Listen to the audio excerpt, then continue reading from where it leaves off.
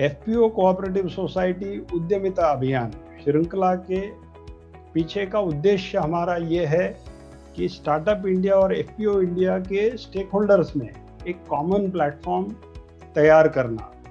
उद्यमिता अभियान से हर हफ्ता हम कृषि और इससे जुड़े हुए क्षेत्रों में स्टार्टअप्स को आमंत्रित करते हैं। इस वेबिनार के जरिए वो सीधा 200 से अधिक एफपीओज तक अपने उत्पादों के बारे में, अपनी सेवाओं के बारे में खबर पहुंचा सकते हैं।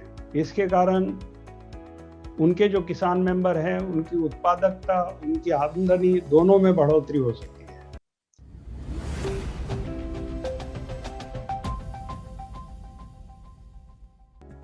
धन्यवाद कमल जी। मैं आपको एक छोटी सी प्रेजेंटेशन के थ्रू दिखाना चाहूँगा कि एब्सोल्यूट क्या है और क्या करता है।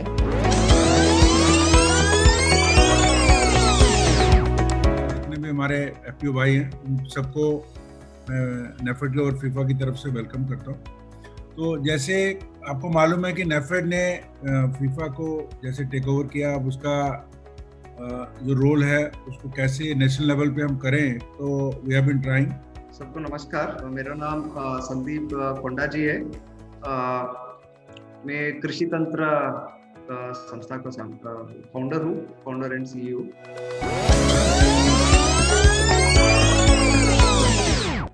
ये बात हमें समझनी पड़ेगी कि बाजार में कौन लोग कमा पाते हैं और कौन लोग नहीं कमा पाते। अगर हमने इस मूल मंत्र को समझ लिया तो हम समझ पाएंगे कि एफपीओ कितनी बड़ी ताकत है। मैं आमंत्रित करना चाहूंगा न्यू लीफ डायनामिक कंपनी के संस्थापक श्री अनुराग अग्रवाल जी को। Thank you Sunil ji, thank you Sanjeev जी।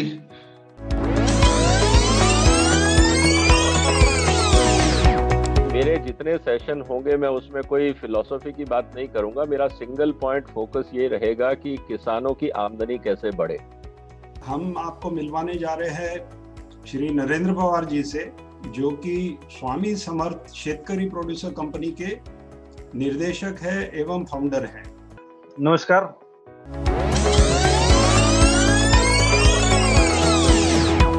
उन्होंने अपने सेशन का नाम एफपीओ कोऑपरेटिव सोसाइटी आत्मनिर्भरता अभियान उन्होंने खुद चुना, जो कि हम लोग काफी प्रसन्न हुए ये नाम अपनाते हुए। अभी मैं श्री मिलन शर्मा जी को निवेदन करता हूँ। धन्यवाद सुनील जी।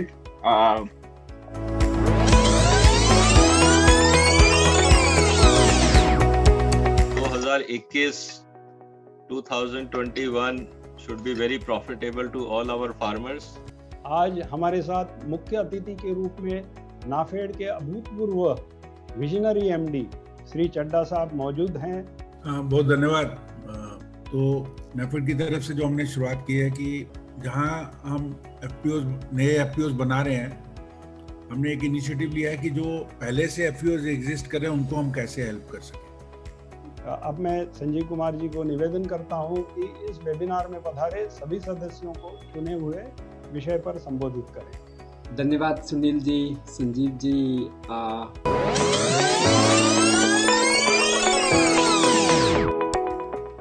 अक्सर हम किसान भाइयों की शिकायत ये रहती है कि हम जितनी मेहनत करते हैं उतना हमें पैसा नहीं मिलता, हमारी मेहनत हमें नहीं मिलती। अब सवाल ये है कि इसका इलाज क्या है, इसको एड्रेस कैसे करें। इस बार हमारे साथ मौजूद हैं पंकज प्रसाद जी, और फीफा के भी वो एमडी के रूप में कार्य कर रहे हैं। Thank you. जो हमारे लीडर हैं एमडी नाफेड श्री संजीव कुमार चड्डा जी आज किसी कारणवश वो नहीं है और इसके कारण मैं आज यहाँ संबोधन कर रहा हूँ। तो एसएन रास जो सुओ जी के स्टार्टअप का नाम है। बहुत बहुत नमस्कार और बहुत बहुत धन्यवाद फीफा, नाफेड, एडिग्राम लैब्स फाउंडेशन को।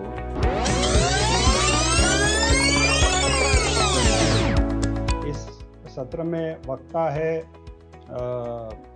अपर्णा विजापुरकर जी, जो कि पार्टनर है बीसीजी में, और सिद्धांत जैन जो कंसल्टेंट है बीसीजी में। पहले मैं थैंक यू देना चाहती हूँ आपको, आईसाब को, फीफा को नाफेड को और इंडीग्राम लैब्स को कि आपने हमें आज मौका दिया कि हम आके एग्रीकल्चर इंफ्रास्ट्रक्चर फंड के बारे में बात कर सकते हैं।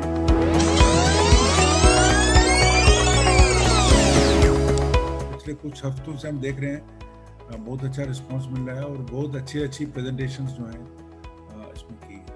अब मैं श्री तरनजीत सिंह भामरा जी को निवेदन करता हूं कि वो अपने काम के बारे में अवगत कराएं। Good morning.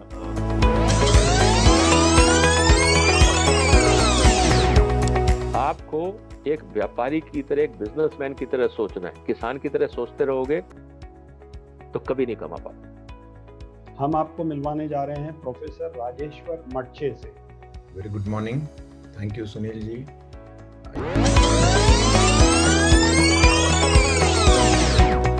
मैं दीपक जी को निमंत्रित करता हूं, वो अपने बारे में बताएं।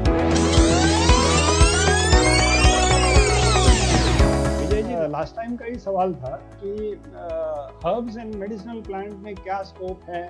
सुनील जी, ये बहुत अच्छा सेक्टर है। तो फीफा की मेंबरशिप को 1000 रुपये देकर आप ऑनलाइन तरीके से उसको आप तुरंत रजिस्ट्रेशन कर सकते हैं और फीफा के मेंबर बन सकते हैं।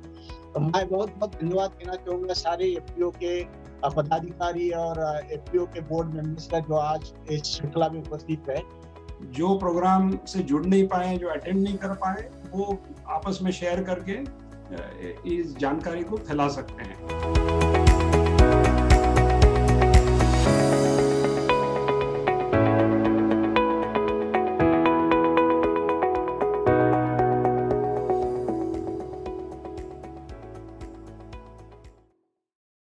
सभी को नमस्कार। आज के कार्यक्रम में उपस्थित एफपीओ एवं कोऑपरेटिव सोसाइटी के सदस्यों का मैं स्वागत करता हूं फिर से एक बार। साथियों, मेरा नाम सुनील खैरनार है और मैं इंडीग्राम लैब्स फाउंडेशन और Indian society of agri business professionals, इन दोनों संस्थाओं का चेयरमैन हूं। इस समय भारत सरकार के कृषि क्षेत्र में 2 बड़े कार्यक्रम हैं, जो स्टार्टअप इंडिया और उसको एफपीओ इंडिया कहेंगे, जो दूसरा बड़ा कार्यक्रम है। हमारी संस्थाएं दोनों कार्यक्रमों से जुड़ी हुई है। इंडीग्राम लैब्स फाउंडेशन डीएसटी मंत्रालय, भारत सरकार की मान्यता से टेक्नोलॉजी कम बिजनेस इंक्यूबेटर के रूप में काम कर रही है 4 साल से, और लगभग 100 के आसपास एग्री और फूड स्टार्टअप्स के साथ 4 साल में साझेदारी कर चुकी है। आईसैप 2001 से भारत में लाखों किसान परिवारों के साथ जुड़ी हुई है। आईसैप नाफेड और फीफा के साथ सीबीबीओ एवं टेक्निकल पार्टनर के रूप में भी जुड़ी हुई है। हमारे इस वेबिनार श्रृंखला को नाफेड के एमडी श्री संजीव कुमार चड्ढा जी का पूरा साथ मिल रहा है, गाइडेंस मिल रहा है। अपने बिजी शेड्यूल होने के बावजूद मुख्य अतिथि के तौर पर आप लगभग हर प्रोग्राम में हमें संबोधित करते हैं। आपके मार्गदर्शन और सहयोग के लिए हम आपका आभार व्यक्त करते हैं। एमडी साहब की उपस्थिति हमें और बेहतर कार्य करने के लिए प्रेरणा देती है। एमडी साहब की ही तरह एएमडी श्री पंकज प्रसाद जी, जो फीफा के एमडी भी है, उनका भी हम बहुत बहुत धन्यवाद करते हैं। वे भी लगभग हर हफ्ते इस प्रोग्राम में जुड़ते हैं और हमारे उत्साह को बढ़ाते हैं। आज मैं मुख्य अतिथि के रूप में हमारे बीच मौजूद नाफेड के एमडी श्री चड्ढा जी को आमंत्रित करना चाहता हूं। आपका संबोधन हमेशा हम सब के लिए शक्ति और नई प्रेरणा देने का काम करता है। चड्ढा साहब, please. Thank you. I welcome all the participants for today's webinar.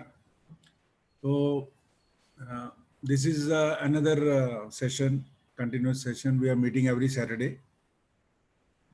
तो जैसे सबको मालूम है कि अभी जो फार्म लॉज गवर्नमेंट ने बनाए, पार्लियामेंट ने पास किए, उस पे तरह तरह की जो कमेंट्स हैं, डाउट्स हैं, डिफरेंट स्टेक होल्डर से आ रहे हैं। तो गवर्नमेंट की तरफ से क्लैरिफाई किया गया, लेकिन जो सुप्रीम कोर्ट है उन्होंने एक कमेटी बनाई है एक्सपर्ट्स की, तो उन लोगों ने कमेंट्स सीख किए हैं। तो मैं ये अनुरोध करूंगा कि जो हमारे एफपीओज हैं वो उनकी वेबसाइट में जाके अपने कमेंट्स दे सकते हैं उसके ऊपर, और कुछ एफपीओ जो फेडरेशन हैं ग्रुप में, वो लोग एक एफपीओ के लिए टाइम भी मांग सकते हैं फिजिकली प्रेजेंटेशन अपने कमेंट्स की करने के लिए। तो इसको मैं सुनील जी को और सुदर्शन को ये अनुरोध करूंगा कि आप इसको कोऑर्डिनेट करें, एक टाइम सीख करें एफपीओ के बिहाफ पे, जिसमें फीफा के ओर से और सब लोग मिलके एक बार जाके कमेटी को हमारे क्या कमेंट्स हैं उसके बारे में हम बता सकते हैं कि जो एफपीओ है उनका इसके ऊपर क्या व्यू है। इसकी जो लास्ट टाइम जो मैंने कहा था कि जो भी एफपीओज हैं अपना इंफ्रास्ट्रक्चर बनाना चाहते हैं, कुछ एफपीओज अभी सामने आए हैं, जैसे महाराष्ट्र में 30-40 हज़ार टन का जो ऑनियन स्टोरेज स्ट्रक्चर्स बना रहे हैं एक फेडरेशन। इसी तरह से कुछ जो इंडिविजुअल्स हैं और फार्मर्स हैं और कुछ एफपीओज भी सामने आए हैं जिन्होंने अपने वेयर हाउसेज बनाने के लिए इंटरेस्ट शो किया है। तो मैं फिर से अनुरोध करूंगा कि जिन एफपीओज को अपने वेयर हाउसेज बनाने हैं, अब एक बिजनेस अपॉर्चुनिटी भी है, तो उसके लिए हम डीपीआर बना के देंगे आपको, और जो डीएमआई की स्कीम है उसमें आपको सब्सिडी दिलाने में फीफा की टीम हमारी हेल्प करेगी, और एग्री इंफ्रास्ट्रक्चर फंड में जो लोन चाहिए होगा, लोन भी एक्सेस कराने में हम लोग कोऑर्डिनेट करके आपको हेल्प करेंगे। तो इसके लिए मैं फिर से अनुरोध करूंगा कि जो भी एफपीओज अपना कोई भी logistics project, pack house, sorting grading unit, drawing unit कुछ भी लगाना चाहते हैं, तो वो कृपया फीफा की टीम से कांटेक्ट में आए, और जो भी उनको हैंड होल्डिंग सपोर्ट चाहिए वो हमारी तरफ से हम उनको देंगे। तो मैं फिर से आज के जो हमारे स्पीकर्स हैं उनको धन्यवाद देता हूँ एडवांस में कि उन्होंने अपना समय दिया और अपना जो प्रेजेंटेशन है अभी हम सबके साथ शेयर करेंगे। Thank you very much. Thank you Chadha साहब। मैं आग्रह करना चाहूँगा इस वेबिनार में जुड़े हुए एफपीओ कोऑपरेटिव सोसाइटी के प्रतिनिधि जो फीफा के मेंबर अब तक नहीं हैं, वो फीफा की मेंबरशिप का लाभ उठाने के लिए जल्द से जल्द फीफा के मेंबर बने। फीफा की डिटेल्स आपको चैट बॉक्स से मिल जाएंगी, उनके वेबसाइट की डिटेल्स, जो यहाँ के कॉन्टैक्ट पर्सन है दिल्ली में, उनके डिटेल्स। आज के इस कार्यक्रम के पहले भाग यानी एफपीओ एवं कोऑपरेटिव सोसाइटी उद्यमिता अभियान के अंतर्गत हम आपको मिलवाने जा रहे हैं डॉक्टर सुधा मैसूर जी से। आप वर्तमान में एग्री इनोवेट इंडिया लिमिटेड की सीईओ के रूप में सेवारत हैं। एग्री इनोवेट भारत सरकार की कंपनी है जिसकी स्थापना आईसीआर के तहत हुई थी। इसके पहले डॉक्टर सुधा जी ने आईसीआर सिस्टम के अंदर Indian institute of horticulture research में काफ़ी साल कार्य किया।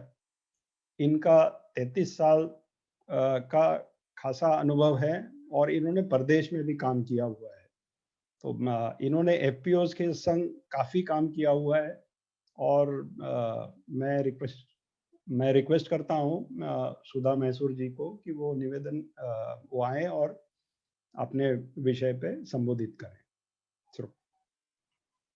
सुधा जी। बहुत बहुत धन्यवाद। At the outset, I profusely like to thank NAFED and FIFA for giving me this opportunity. It's a wonderful thing that I am willing to talk to people, and I just want to spread the message of what agricultural and agri-innovate stands for. मैं बहुत आभारी हूँ कि आपने मुझे अवसर दिया है। मैं आज एक प्रेजेंटेशन के जरिए मेरी जो भी प्रेजेंटेशन है मैं शेयर करूँगी, और मैं ज़्यादा तक हिंदी में ही बोलने की कोशिश करूँगी।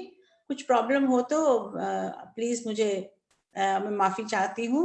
मैं हिंदी बोलती हूँ लेकिन थोड़ा सा तंत्र ज्ञान जब आता है तो थोड़ी मुश्किल हो जाती है।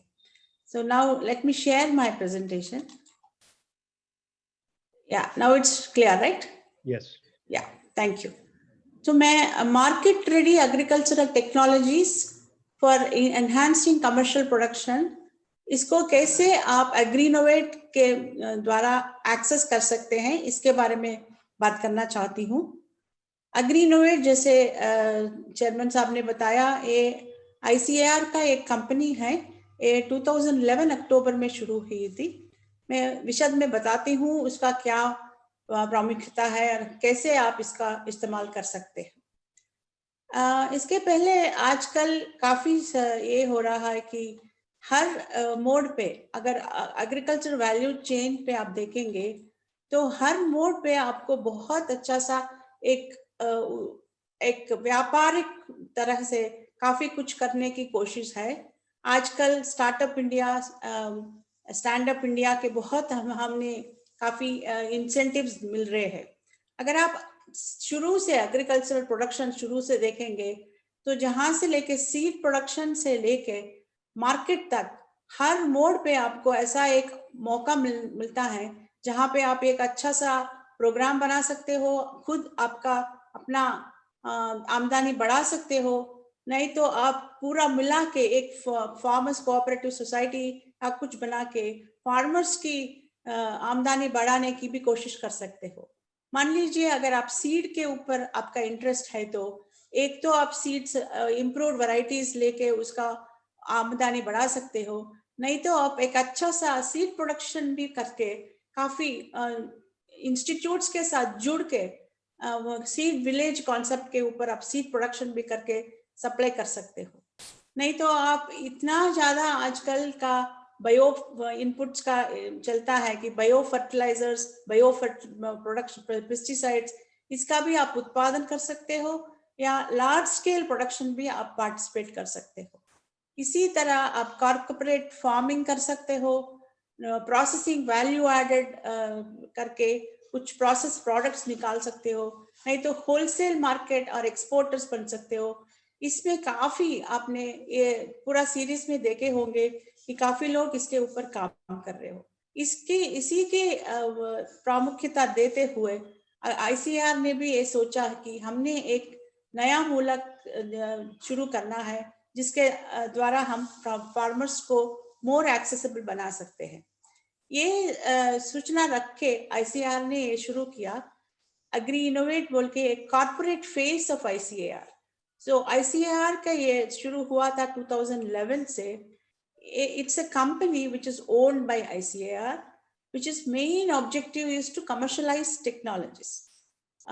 कैसे आप प्रोडक्शन, कमर्शियल प्रोडक्शन के लिए जो मार्केट रेडी टेक्नोलॉजीज, पूरा तैयार है टेक्नोलॉजीज आपके लिए, फिर से you don't have to reinvent the wheel. अब फिर शुरू से you don't have to do, ready है टेक्नोलॉजीज, वो लेके आप अपना कमर्शियल प्रोडक्शन शुरू कर सकते हो। इसके अनुसार से ये कंपनी शुरू किया गया था। एक कंपनी की मुख्य उद्देश्य है कि ये एक one stop shop for market ready technologies. अब जो भी टेक्नोलॉजीज देखते हैं, मैं आज आपको ये भी बताती हूँ कि कैसे कैसे टेक्नोलॉजीज हमारे पास है और आप कैसे इसका इस्तेमाल करके आगे बढ़ सकते हो। पहला उद्देश्य है मार्केट रेडी टेक्नोलॉजीज एक प्लेटफॉर्म में आपको मिल सकता है एग्री इनोवेट इंडिया के द्वारा। दूसरी है कि हम तरह तरह के कैपेसिटी बिल्डिंग प्रोग्राम्स, ट्रेनिंग्स देते हैं, किसी किसी की टेक्नोलॉजी मैनेजमेंट कैसा करना है, आजकल की startup India, stand up India में क्या क्या करना है, उसका इंटेलेक्चुअल प्रॉपर्टी राइट्स के ऊपर, या कुछ कैसा आप वैल्यूएट करते हैं अपना टेक्नोलॉजीज, प्राइसिंग करना है, ये सभी बातों में हम ट्रेनिंग भी देते हैं। इसी तरह हमने काफी एफपीओस के साथ भी जुड़ के एफपीओस को अपना बजट कैसा बनाना है, कैसे डीपीआर लिखनी है, वो सीईओ, एफपीओ के जो सीईओस होते हैं उनको क्या सीखना है, क्या क्या लेना है, इसके ऊपर भी हमने काफी काम किया है। काफी एफपी के साथ हमने 3-3 दिन का या 6 दिन का प्रोग्राम्स बनाए हैं। वे कई तरह के इंस्टीट्यूट से, मान लीजिए IIHR, Indian institute of horticulture research Bangalore में हमने काफी ऐसा प्रोग्राम्स बनाया है और काफी इंस्टीट्यूट्स भी इसके ऊपर काम करते रहे हैं। हमारे साथ एग्री इनोवेट इंडिया के साथ ऑलमोस्ट 100 इंस्टीट्यूट्स जुड़े हुए हैं। ये देख सकते हैं आईसीआर के तरह तरह के इंस्टीट्यूट्स कितने फैले हुए हैं। ये सभी इंस्टीट्यूट्स हमारे साथ जुड़े हुए हैं, उनका अपना टेक्नोलॉजीज हमें सौंपते हैं और हम उनकी तरफ से हम कमर्शलाइज करते हैं। हमारा एक उद्देश्य है कि लाइसेंस लेके आप हमारा एक एम्बेसडर बन के ये टेक्नोलॉजी प्रोडक्ट्स लार्ज स्केल में उत्पादन करके, प्रोडक्शन करके, सेल करके उसका आप प्रॉफिट निकाल सकते हो। तो यू आर एक्चुअली हमारे तरफ से हमारा एक रिप्रेजेंटेटिव बन रहे हो, that you can anyone, a company और individual can join with us and take it forward.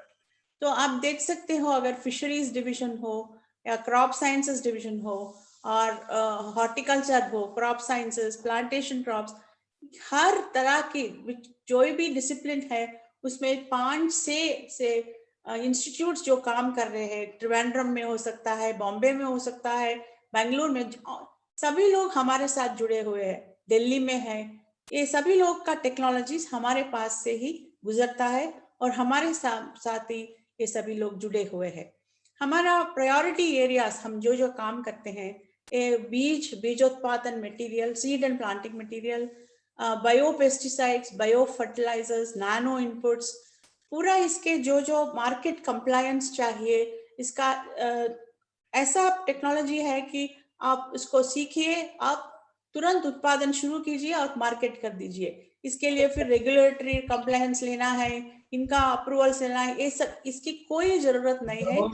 पूरा रेगुलेटरी कंप्लायंट टेक्नोलॉजीज हमारे साथ जुड़े हुए हैं। इसी तरह animal husbandry, diagnostics, post harvest, value addition, जो भी आपको चाहिए, स्मॉल इम्प्लीमेंट्स, सब कुछ हमारा प्रायोरिटी एरिया है। उसके ऊपर हमारे पास टेक्नोलॉजीज है। मैं वेरी क्विकली जिन टेक्नोलॉजीज के बारे में बताती हूँ। अगर इस हमारे प्रयास में काफी एग्रीकल्चर यूनिवर्सिटीज भी जुड़े हुए हैं। ये नहीं है कि हम सिर्फ ICAR इंस्टीट्यूट्स को देख रहे हैं। धारवाड़ की एग्रीकल्चर यूनिवर्सिटी से वीट वैरायटी एक हमारे पास है जो रस्ट रेसिस्टेंट है, मॉइस्चर स्ट्रेस टॉलरेंट है, हाई यील्डिंग है। इसका भी आप टेक्नोलॉजी हमसे बीज उत्पादन के लिए ले सकते हो, कमर्शियल प्रोडक्शन के लिए ले सकते हो। इसी तरह का दूसरी भी है वीट, ये सभी गैजेट नोटिफाइड है, PPVFR रजिस्टर्ड है। दूरम वीट का भी एक टेक्नोलॉजी हमारे पास है। मान लीजिए अगर आपको वीट की वैरायटीज नहीं, आपको कुछ मेज की हाइब्रिड्स चाहिए, आप मेज उत्पादक हो, आपकी मेज हो तो उसका भी विवेकानंद कृषि अनुसंधान VPKS के मूलक हमारे पास हाई यील्डिंग वैरायटीज भी, अर्ली मैच्योरिंग वैरायटीज है। सभी टेक्नोलॉजीज जो जस्ट मैं ब्रीफली बता रही हूँ, ये हम ऑलरेडी काफी लोगों को कमर्शलाइज किए हुए हैं। नॉन एक्सक्लूसिव बेसिस पे हम सभी लोगों को जो हमारे पास आते हैं उनको ये टेक्नोलॉजीज कमर्शलाइजेशन के लिए देते हैं।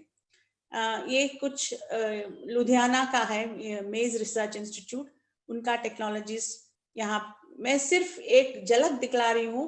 अगर आप हमारे वेबसाइट पे जाएंगे तो विशद रूप में आपको हर टेक्नोलॉजी के बारे में पता चल जाएगा। सोयाबीन की एक वैरायटी है, ये भी धारवाड़ यूनिवर्सिटी की है, DSB 21। ये रेनफिट कंडीशंस के लिए काफी यूजफुल है।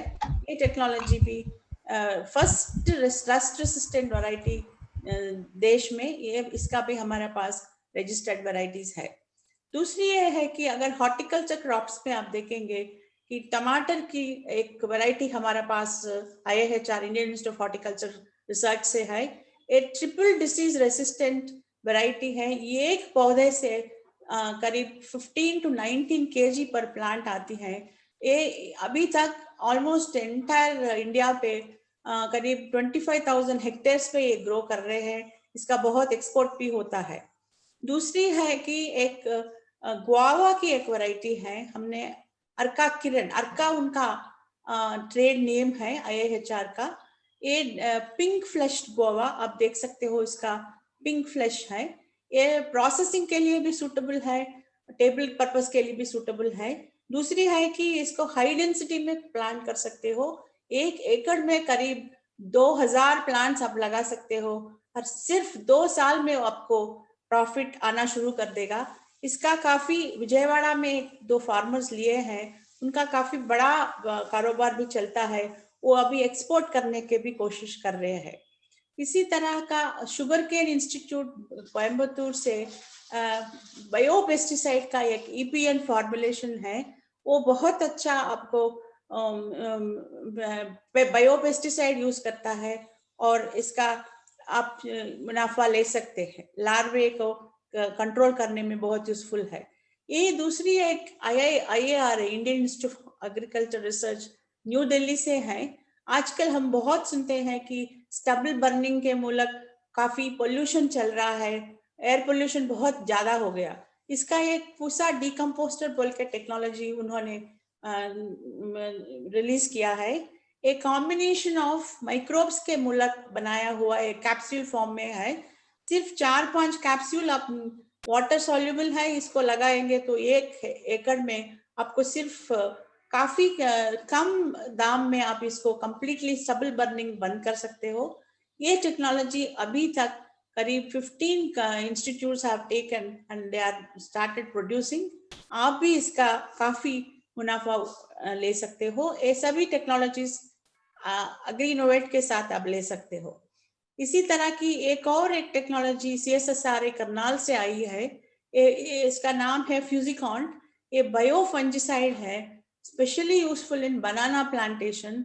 बनाना पे जो एक तरह की एक फंगल इन्फेक्शन आती है ट्राइकोडर्मा पे मूलक, इसको हेल्प करने के लिए इन्होंने रिलीज किया है। ये इंडिया में ज्यादा नहीं है, लेकिन फॉरेन कंट्रीज में, फिलीपींस और मलेशिया में बहुत इसका इस्तेमाल है। और ये हम फॉरेन कंट्रीज के लिए हम ले जा रहे इसका। इसी तरह का मान लीजिए अगर कोई भी क्रॉप हो, ये ऐसा नहीं है कि सीरियल्स पे आप क्रॉप कर रहे। ये जूनागढ़ रिसर्च इंस्टीट्यूट से एक रिलीज किया है नट मैजिक। इसको ग्राउंडनट के लिए भी आप, इसके लिए भी प्लांट ग्रोथ प्रमोटर है, राइजोबिया बेस्ड टेक्नोलॉजी है, ये भी हमारे पास मौजूद है।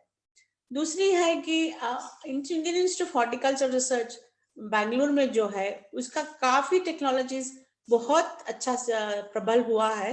एक एक्टिनो प्लस, एक very simple technology, it helps in enriching the plant और इंक्लूजिंग यील्ड, बहुत यील्ड इंक्रीज करने की बहुत मान्य रखती है। ये तो मैं बताऊंगी, एआरका माइक्रोबियल कंसोर्शियम बोल के एक टेक्नोलॉजी उन्होंने निकाला है।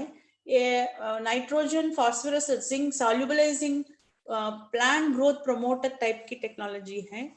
मैं इसके ऊपर बहुत काम कर चुकी हूँ। करीब 20-30 licences have been taken. Almost 1 lakh hectare के ऊपर इसका इस्तेमाल हो रहा है। एक सभी प्लांट्स पे, वेजिटेबल्स पे भी इस्तेमाल होता है। पोमोग्रेनेट ब्लाइट कंट्रोल पे भी ये बहुत अच्छा काम करता है। इसके यूज करने से कॉस्ट ऑफ कल्टीवेशन जो है वो करीब 20 से 30% तक कम हो जाती है और आपका बहुत अच्छा यील्ड भी मिलती है। इसका बहुत अच्छा प्रयोग हो रहा है, आप भी इसका इस्तेमाल कर सकते हो।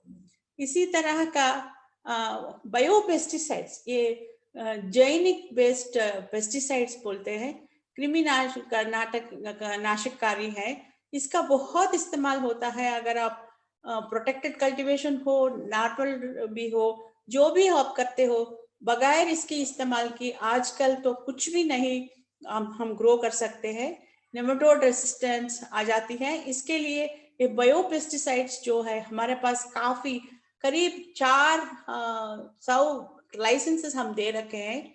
करीब 8 लाख हेक्टेयर पे इसका इस्तेमाल हो रहा है नेशन में, और ज्यादा भी होने का चांसेस है। और काफी लोग इसको कंटिन्यूसली लेते हैं और FPOs भी इसका यूज करके आपको बहुत मुनाफा मिल सकता है।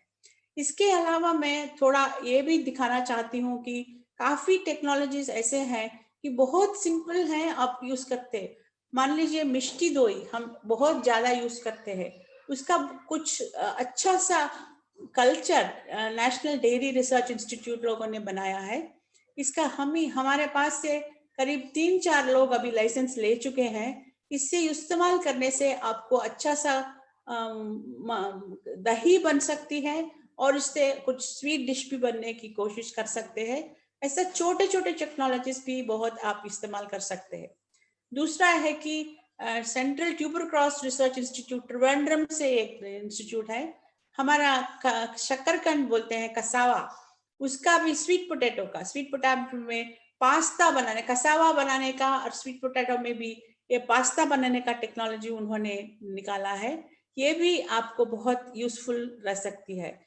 इसी तरह राइस रिसर्च इंस्टीट्यूट से आपको ये सोचना भी थोड़ा मुश्किल लगेगा, एक राइस रिसर्च इंस्टीट्यूट और कुछ फेशियल क्रीम्स और मॉइस्चराइजिंग लोशंस बना रहे हैं, उसका भी जो प्रोडक्ट्स सब बाई प्रोडक्ट्स है उससे आया है rice rich face scrub, rice rich moisturising lotion, pain relief के लिए। कैन यू इमेजिन, हम पेन रिलीफ के लिए भी एक उन्होंने एक टेक्नोलॉजी निकाली है। ऐसा कोई भी टेक्नोलॉजी हो आपके हमारे पास आ सकते हो। स्वीट पोटैटो के लिए शकरकंद मैंने बताया, और कसावा में स्टार्च एक्सट्रैक्शन के लिए छोटा सा एक प्लांट बनाया है, ये भी आप उसका हमारे पास लाइसेंस है। और इसके अलावा मैं तो अगर हॉर्टिकल्चर के बारे में बोलूंगी तो सारा दिन बोलती रहूंगी, क्योंकि इतने सारे काम वहाँ हुआ है। Osmotically dehydrated fruits and vegetable fruits, ये ऐसा होता है कि आप हमारा ये फ्रूट को डिहाइड्रेट करके उसको थोड़ा सा शुगर डाल के प्रिजर्वेटिव बगैर प्रिजर्वेटिव आप इसको ऑस्मोटिकली डिहाइड्रेटेड प्रोडक्ट्स की तरफ से कर सकते हो। ये काफी ऑफ सीजन में भी आपको मिल सकता है और न्यूट्रिशनली एनरिच्ड है, बच्चों के लिए, सभी अडल्ट्स के लिए भी बहुत यूजफुल है। इसी तरह टोमेटो को प्रोसेस करके, ये सिंपल प्रोसेसिंग क्रश टोमेटो का टेक्नोलॉजी है।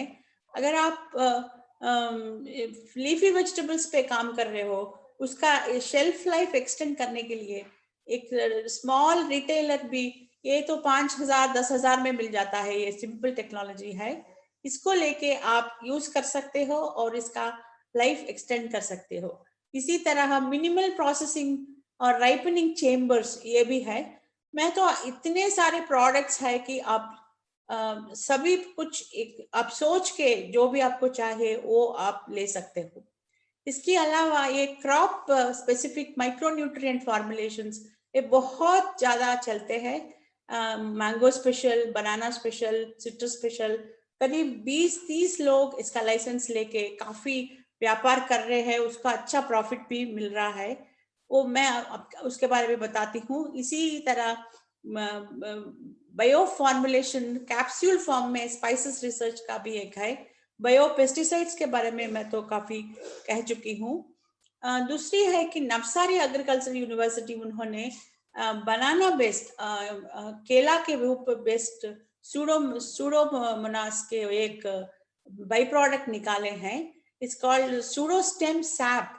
ये बहुत अच्छा बायो फर्टिलाइजर तरह यूज कर सकते हो। हम इसका एक इंटरनेशनल लाइसेंस भी दिए हैं। बोत्सवाना भी इसका इस्तेमाल किए हैं, बोत्सवाना कंट्री अफ्रीका में, उन्होंने ये लाइसेंस हमसे लिए हैं। इसी तरह का अगर आप देखेंगे फिश बेस्ड प्रोडक्ट, फिश का आजकल आत्मनिर्भर भारत में आप देख सकते हो कि प्रधानमंत्री जी ने काफी कुछ पैसा इसमें रखे हैं। Nearly 20,000 crores is available. ये फिश के लिए, उत्पादन के लिए, उसका छोटे से छोटे स्मॉल एंटरप्राइजेस को बढ़ावा देने के लिए काफी कुछ पैसा है। ये सभी आप ले सकते हो, एक छोटा सा व्यापार आप शुरू कर सकते हो। तो इसका एक फिश फीडर है, ये एक रिसर्च इंस्टीट्यूट, हमारा फिश रिसर्च इंस्टीट्यूट से शुरू हुआ है। कार्प हैचरी, एक छोटा सा जगह पे भी आप एक फिश फार्मर्स के फील्ड में इजीली ट्रांसपोर्ट करके कहीं ले जाने की भी हैचरी है, ये भी काफी अच्छा सा काम करता है। ये भुवनेश्वर में बेस्ड एक इंस्टीट्यूट से बना हुआ है, इसका भी काफी 2-3 लाइसेंसेस ले चुके हैं, आप भी इसका इस्तेमाल कर सकते हो। और ग्रेप का एक decision support system app based product है ये। इसका भी जो डिसीजन सपोर्ट बोले तो आपको पहले से आपको पता चलता है कि क्या कौन सी पेस्ट आने वाली है, उसको क्या क्या सॉल्यूशन देनी है, क्या डिसीज आने वाली है, ये डिसीजन कैसा लेना है, इसका भी काफी लोग हमसे एक लाइसेंस लिए हुए हैं। इसी तरह सिंपल टेस्ट, अगर आप दूध का इस्तेमाल कर रहे हो, उसका जो अडल्ट्रेशन टेस्ट करने के लिए strip based testing detection kits है हमारे पास। इसी तरह आपके पास शीप या गोट का फार्म कर रहे हो तो उसको जो स्पेसिफिक फॉर्मुलेशन के साथ हमारे पास ये kind of things are there. ये काफी कंपोस्ट टर्नर मशीन, मैं ऐसे ही कहती जाऊंगी तो बहुत सारे प्रोग्राम्स हैं। इसका अलावा मैं इम्पोर्टेंटली आपसे ये कहना चाहूंगी कि entire nation about 50 incubation facilities available है ईच इंस्टीट्यूट में, IIHR में भी, IISR में भी, IARA में भी है। ये इंक्यूबेशन फैसिलिटी ऐसा होता है कि अगर आप उनके साथ जुड़ जाओ, वो आपको कैपेसिटी बिल्डिंग का ट्रेनिंग्स देते हैं और आपको ये भी देते हैं कि कुछ आप एक टेक्नोलॉजी लेके उनके साथ जुड़ के 2 साल तक उनके साथ जुड़ के उनकी इक्विपमेंट यूज करके प्रोडक्शन करके मार्केट भी करके आपको कुछ कॉन्फिडेंस आने के बाद आप अपना कारोबार शुरू कर सकते हो। ऐसा 1-2-3 एग्जाम्पल्स मैं देती हूँ। एक Hi7 बोल के एक ग्रेजुएट बंदा IIHR से एक टेक्नोलॉजी लेके वो 2 साल हमारे IIHR के साथ रह के आज वो अपना कारोबार शुरू किया है। बहुत अच्छा उसका प्रॉफिटेबिलिटी भी है। ये नेचुरल क्रॉप केयर का ये बंदा PhD कर रहा था। ये हमारे साथ एक टेक्नोलॉजी लेके का माइक्रोबियल कंसोर्शियम लेके उन्होंने अपना कारोबार शुरू करके ग्लोबली एक्ट्रेमिटेड है। उसका मिलिंडा गेट्स फाउंडेशन से हॉटी एंटरप्रेन्योर अवार्ड भी मिला है। इसी तरह काफी लोग, आप एक ड्राई फ्लावर टेक्नोलॉजी लेके एक लेडी ने उसका अपना कारोबार शुरू करके बहुत अच्छा आगे बढ़े हैं। प्लक फ्रेश मशरूम्स को लेके एक बंदे ने ऐसा एक कारोबार शुरू किया और इसका भी बहुत अच्छा उसको प्रॉफिटेबिलिटी मिला। तो ये ऑस्मोटिकली डिहाइड्रेटेड प्रोडक्ट्स को लेके एक धर्मपुरी में एक बंदे ने शुरू किया और उसको फार्मर्स के साथ जुड़ के बैक लिंकेज करके वो फार्मर्स को भी हेल्प कर रहा और अपना कारोबार भी बढ़ाया जा रहा है। ऐसा काफी है, आप इस सब का इस्तेमाल ले सकते हो हमसे। हम एग्री इनोवेट से अभी तक करीब 40 इंस्टीट्यूट्स हमारे साथ जुड़े हुए हैं और हमने 100 से ज्यादा टेक्नोलॉजीज कमर्शलाइज किए हुए हैं, कुछ इंटरनेशनल लाइसेंसिंग भी किए हुए हैं। हम ये 3 साल से बहुत एक्टिवली पार्टिसिपेट कर रहे। अभी शुरू किए थे 18-19 में, हम 30 लाख कुछ था, अभी तो हमारा ऑलरेडी 3 करोड़ का हमारा प्रॉफिट हो गया। अभी we are progressing much faster. वो 150 टेक्नोलॉजीज हमने अभी तक टेक्नोलॉजी लाइसेंसिंग किए हैं। आप ये कैसे हमसे जुड़ सकते हो, अब मैं ये भी बताना चाहती हूँ। सिंपल, आप हमारा वेबसाइट जाइए agriinnovate.co.in, मैं वेबसाइट का भी देती हूँ। यहाँ पे ये हमारा वेबसाइट पेज है। यहाँ पे अवेलेबल टेक्नोलॉजी के ऊपर आप प्रेस करेंगे तो सारे टेक्नोलॉजीज इंस्टीट्यूट वाइज आपको मिल जाएगी। जो भी आपको टेक्नोलॉजीज पसंद है, जो जिस आप लेना चाहते हो, उसके ऊपर आप जस्ट यहाँ पे क्लिक करेंगे। यहाँ पे क्लिक करेंगे, इंस्टीट्यूट पे ऊपर जाएगा और वो टेक्नोलॉजी के एक ब्रीफ आएगा। जैसा एक टेक्नोलॉजी है, उसका क्या है, उसका इम्पोर्टेंस क्या है, उसमें क्या क्या ले सकते हो, उसका इम्पोर्टेंस क्या है, उसका पिक्चर भी आएगा और एक एक्सप्रेशन ऑफ इंटरेस्ट आएगा। अगर आप इसके ऊपर क्लिक करेंगे तो एक ऐसा एक बॉक्स खुलेगा जिसमें आप आपका पूरा इंफॉर्मेशन फिल करके सबमिट करेंगे तो वो एग्री इनोवेट को मेल आएगा और हम आपके साथ जुड़ के आपको जो टेक्नोलॉजी चाहिए वो आपको लाइसेंस दे देंगे। सारे लाइसेंसेस ज्यादा 2 लाख से 10 लाख के अंदर ही है।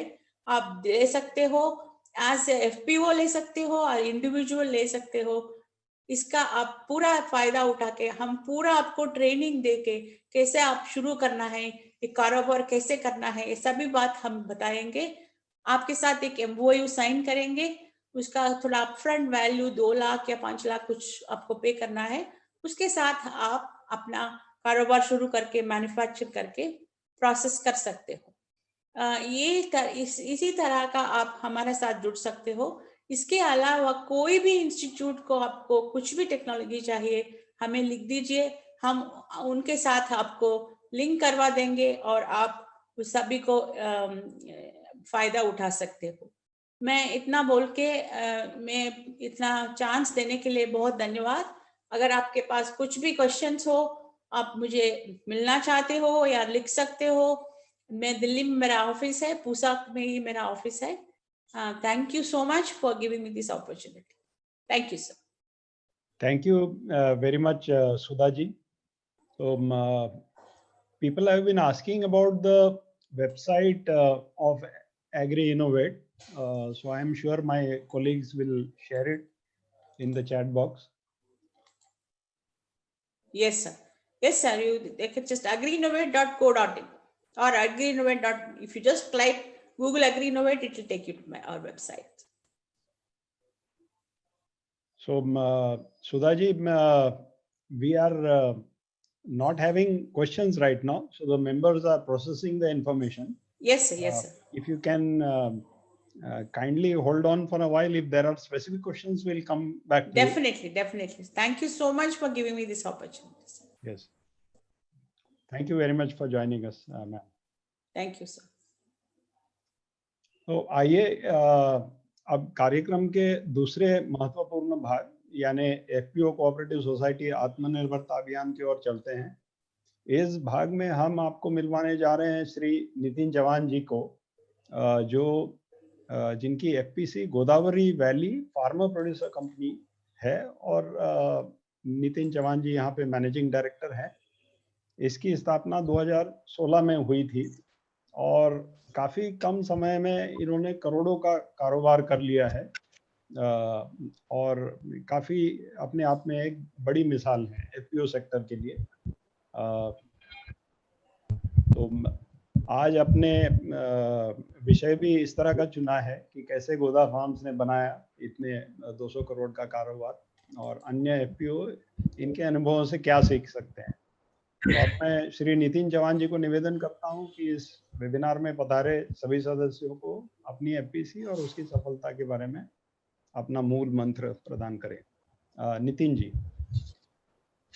जी, प्रथमतः सभी को नमस्कार। मैं पीपीटी शेयर करता हूं। और साथियों, आपको जान के खुशी होगी कि नितिन जी फीफा के मेंबर बनने के प्रोसेस में हैं, तो उसका कागज पत्र चल रहा है। बोलिए Nitin ji. Thank you, thank you sir. Screen proper show हो रहा है आपको? Yes yes, it is good. Sir ji, Goda farms का जो एस्टेब्लिशमेंट है 26 अगस्त 2016 का है। शुरुआत में ये एरिया में जो 4 कमोडिटी होती है, सोया, टर्मरिक, रेड ग्राम और बंगाल ग्राम, ये 4 कमोडिटी के ऊपर फोकस करते हुए काम स्टार्ट किया था। इस एरिया में किसान भाइयों को जो मार्केट एक्सेस अवेलेबल होना चाहिए था वो ठीक से अवेलेबल नहीं था।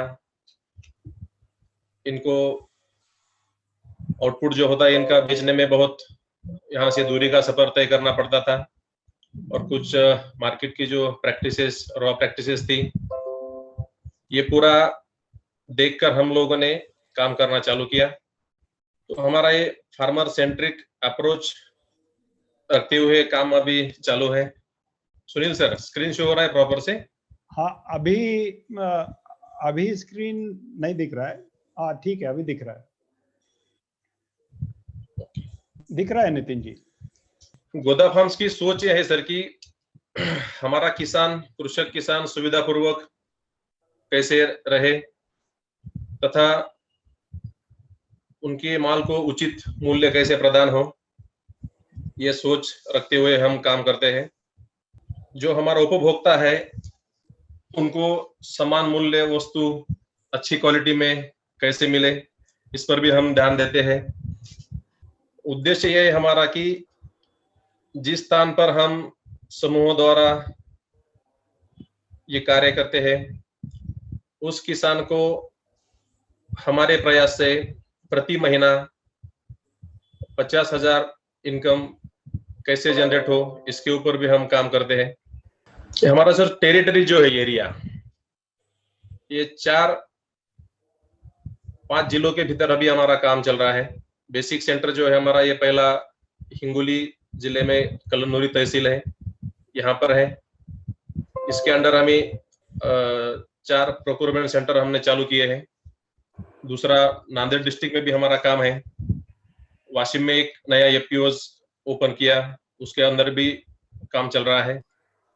यवतमाल डिस्ट्रिक्ट में उमरखेड़ तहसील है, वहां पर काम चलता है।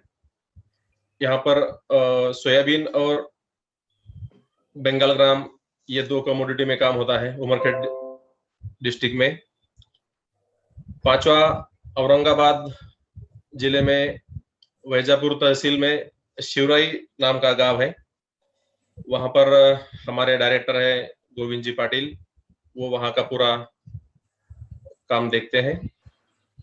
वो एफपीओस के अंदर हम मेज, ओनियन ये 2 कमोडिटी में काम करते हैं।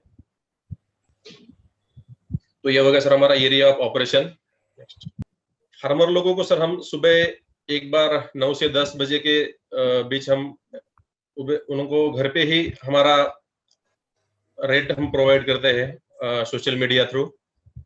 किसान सुबह घर पे मैसेज देखकर ही फिर जो कुछ यहाँ पर सोयाबीन चना वो लेकर आते हैं। उनको उस क्वालिटी का रेट घर पे ही पता चल जाता है कि अगर सोयाबीन 2 to 10 कंडीशन में है तो उसमें क्या दाम मिलने वाला है यहाँ आकर। तो फिर बाद में यहाँ पर आके उनका सैम्पलिंग प्रोसेस होता है। सैम्पलिंग प्रोसेस के बाद फिर उनको गाड़ी में हम बता देते हैं कि आपके माल के लिए ये रेट आज का अलॉट हो सकता है। तो फिर वहां से आगे की प्रोसेस चालू होती है। दूसरा सर अभी एक्सटेंशन थ्रू भी हमारा होता है। बीएससी एग्रीकल्चर का जो स्टाफ है हमारा वो एक्सटेंशन वर्क में लगा रहता है, सोइंग टू हार्वेस्टिंग, ये भी पूरा प्लान हम लोगों को देते हैं। प्रोसेस सिस्टम जो है हमारी ये पूरी ट्रांसपेरेंट है। ये transparent process procurement system transparent होने से बहुत से किसानों का इकट्ठा होना जुड़ना चालू हो गया। तो अभी 14,500 ट्रांजेक्टेड फार्मर का ये संगठन है अभी। तो शुरुआत में जो हम इकट्ठा आए, ये इकट्ठा आने से ही पूरा काम इतना आगे बढ़ सका। तो लास्ट ईयर का टर्नओवर जो है कंपनी का 149 CR टर्नओवर अचीव किया है लास्ट ईयर में। जर्नी सो फार ऐसा भी है। 2016-17 में 1.5 ग्राम में 1150 मेट्रिक टन का हैंडलिंग हुआ था। उसमें NCDX का अवार्ड दिया था हमको, एक्सेलेंस अवार्ड 2016-17 का। 1950 मेट्रिक टन का हैंडलिंग हुआ था। 400 मेट्रिक टन टर्मरिक, 412 एकड़ सोयाबीन सीड प्रोग्राम, ये 17-18 का इशू है। पॉइंट नंबर 8, फिर प्राइमरी प्रोसेसिंग के भीतर हमने काम करना चालू किया। उसमें हमारे पास बुलहर कंपनी का क्लीनिंग ग्रेडिंग यूनिट इस्टेब्लिश किया था। 10 मेट्रिक टन पर आवर इसका कैपेसिटी था। मल्टीग्रेन होता है और टर्मरिक ग्रेडिंग यूनिट है। साथ में turmeric powder grading unit 4 metric ton per day capacity वाला।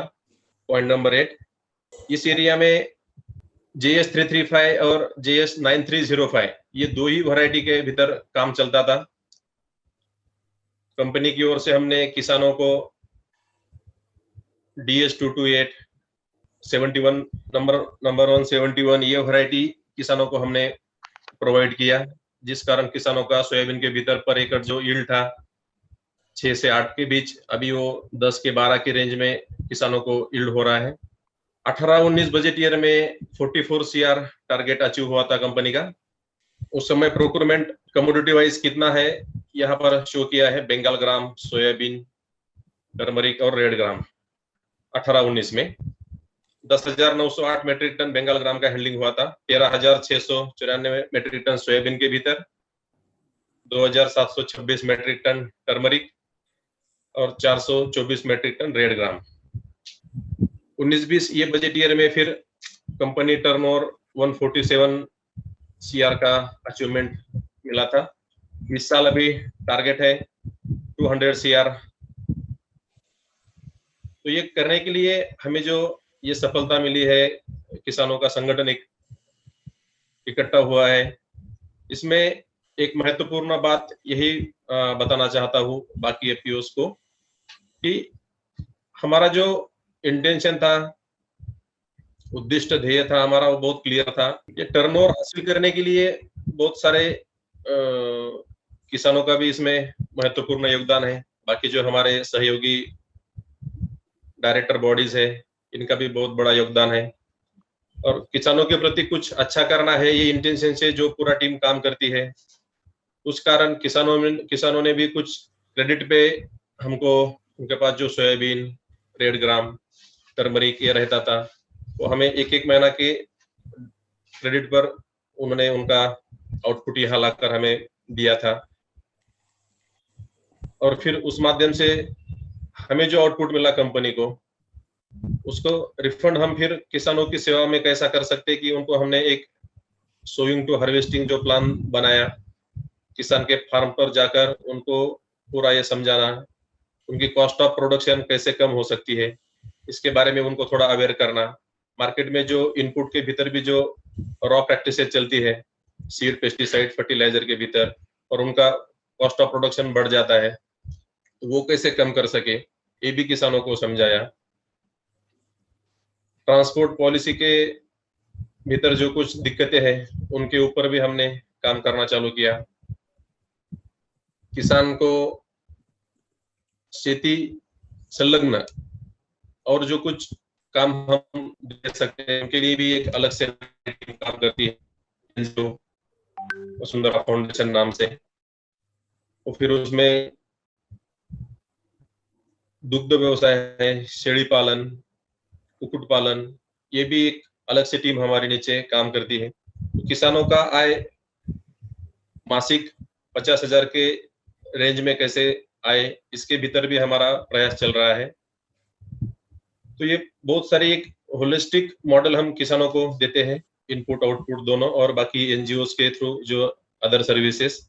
इस कारण किसानों का बिलीव करना दिन ब दिन बढ़ते जा रहा है। और टर्नओवर के लिए हमने अभी प्रोक्योरमेंट सेंटर का भी एक्सटेंशन किया है, प्रोक्योरमेंट सेंटर भी बढ़ाए हैं। एक ही लोकेशन पे दूर दूर से किसानों को आने में दिक्कत होती थी, तो वही एरिया में जहां से डिमांड क्रिएट है, वहीं पर हमने प्रोक्योरमेंट सेंटर चालू किए। तो वहां पर एक अच्छी प्रोक्योरमेंट क्वांटिटी हैंडलिंग हो रही है और किसानों को भी सुविधा हो रही है। अभी तक कंपनी का पूरा कारोबार रेंट का एरिया था, उसी में काम करते थे। अभी जस्ट कोविड में यहाँ पर हमने एमआरडीसी कलमनुरी में कंस्ट्रक्शन चालू किया। 40,000 स्क्वायर फीट का कंस्ट्रक्शन यहाँ पर अभी खड़ा होने जा रहा है। तो पूरी चारों कमोडिटी का प्रोसेसिंग, प्रोक्योरमेंट, प्रोसेसिंग और सप्लाई टीम यहाँ पर ही काम देखती है। अभी ट्रेसेबिलिटी और ट्रांसपेरेंसी के लिए हमने ERP सिस्टम भी लॉन्च किया है। तो इसमें हमारा भी परचेस, सेल और HR मॉड्यूल, इन 3 के भीतर काम चल रहा है। गोदा फार्म्स का किसान कार्ड भी हम किसानों को प्रोवाइड करने जा रहे हैं। अभी यहाँ भी ये प्रीमाइसेस में MIDC 40,000 स्क्वायर फीट के भीतर प्रोसेसिंग प्लांट है। यहाँ रोस्टेड चना यहाँ प्रोसेस होता है, और टर्मरिक पाउडर। रोस्टेड चना यानी जो अपना उसके रोस्टेड चना बनने के पहले जो प्रोसेस होती है, बब पॉलिश चना, वो यहाँ पर प्रोसेस यूनिट सेट किया है। और ERP के कारण पूरा ट्रेसेबिलिटी सिस्टम हमारा अभी ठीक से काम कर रहा है। कितना प्रोक्योर हुआ, परचेस हुआ, एक्चुअल सेल हुआ, तो ये कंट्रोल्स मेजर अभी इस कारण अच्छे इफेक्टिव हो रहे हैं। नेक्स्ट, FPOs को फंड्स के बारे में बहुत सामना करना पड़ता है, फेस करना पड़ता है फंड्स के अरेंजमेंट के लिए। तो हमने अभी गोदा फार्म्स एग्रो रिटेल, एक दूसरा विंग हमारा मार्केटिंग ओपन किया है, marketing wing farms agro retail नाम से। वो कंपनी के भीतर हम हमारी जितनी कंपनियां हैं उनका मार्केटिंग और अदर कंपनी का मार्केटिंग भी उसमें हम करते हैं। क्योंकि जो बैकवर्ड एंड पे अलग अलग एरिया में जिनकी स्ट्रेंथ है, वो उनकी बैकवर्ड एंड की स्ट्रेंथ उनकी वो पूरी ताकत से यूज करे, और फॉरवर्ड एंड में जो गोदा फार्म्स का भी स्ट्रेंथ है मार्केटिंग का, वो भी हम अभी नए एफपीओस को किसानों को वो प्रोवाइड कर रहे हैं। एक मिनिमम हैंडलिंग चार्जेस गोदा फार्म्स रखते हुए बाकी पूरा ऑपरेशन क्वालिटी इशू पूरा उन्होंने ही देखना है। तो ये बाकी एफपीओ जो अभी नए हैं वो पूरा procurement, purchase, cleaning, grading, marketing, ये पूरा शुरुआत में देखना बहुत दिक्कत वाली बात होती है।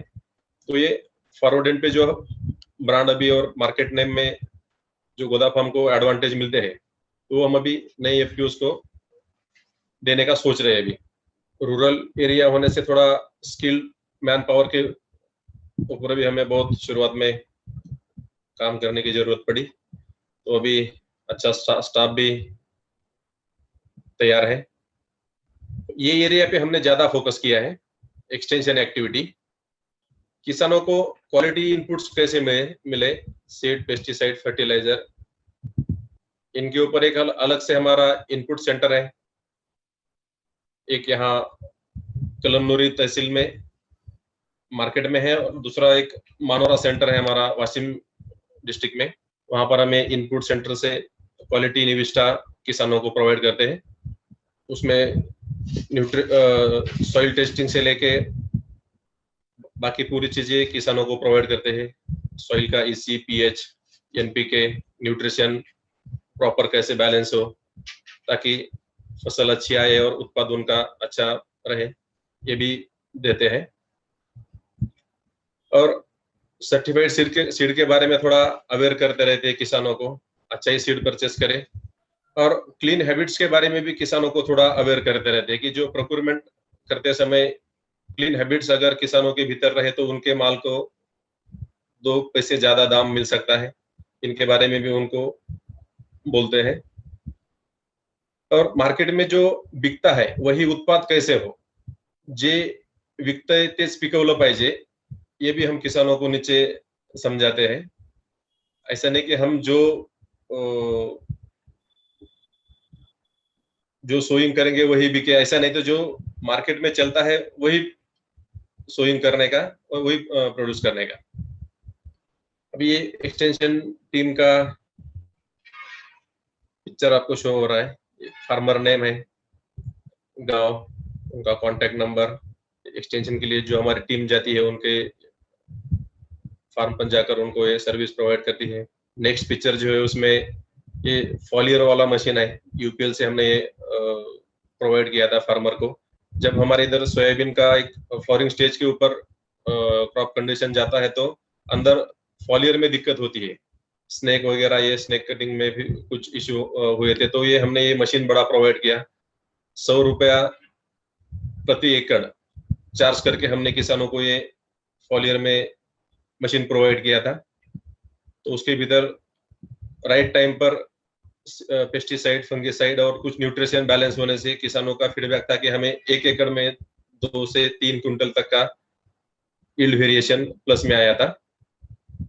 लास्ट ईयर के टर्नओवर में एक बड़ी सफलता थी हमारे लिए, एडीएम एग्रो इंडस्ट्रीज लातूर। इन्होंने हमें 80% एडवांस पेमेंट में काम करने के लिए एक एग्रीमेंट किया था।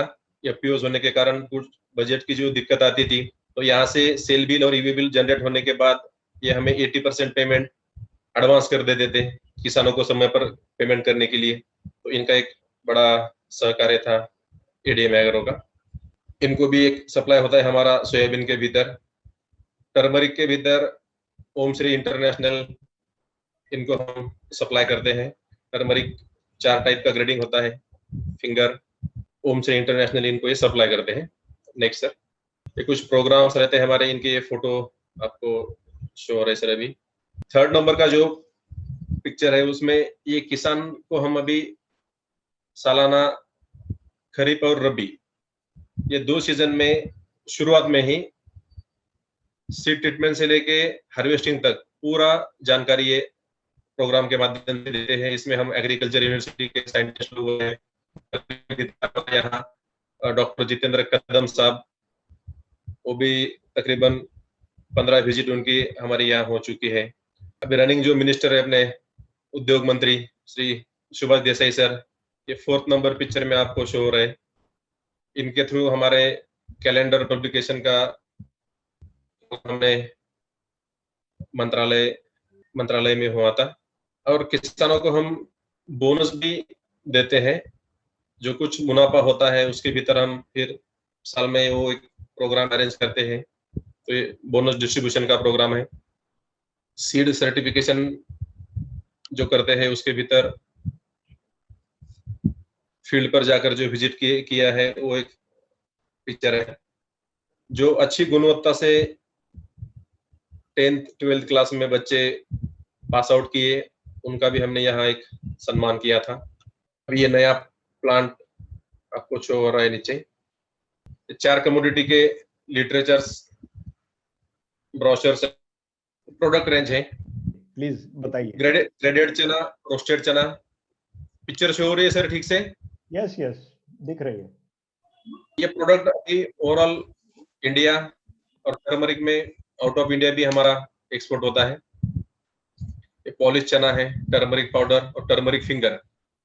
तो नितिन जी, काफी लोग सवाल पूछ रहे हैं, तो अभी आप रेडी हैं सवाल लेने के लिए? हम एक एक करके पूछते हैं। जी जी।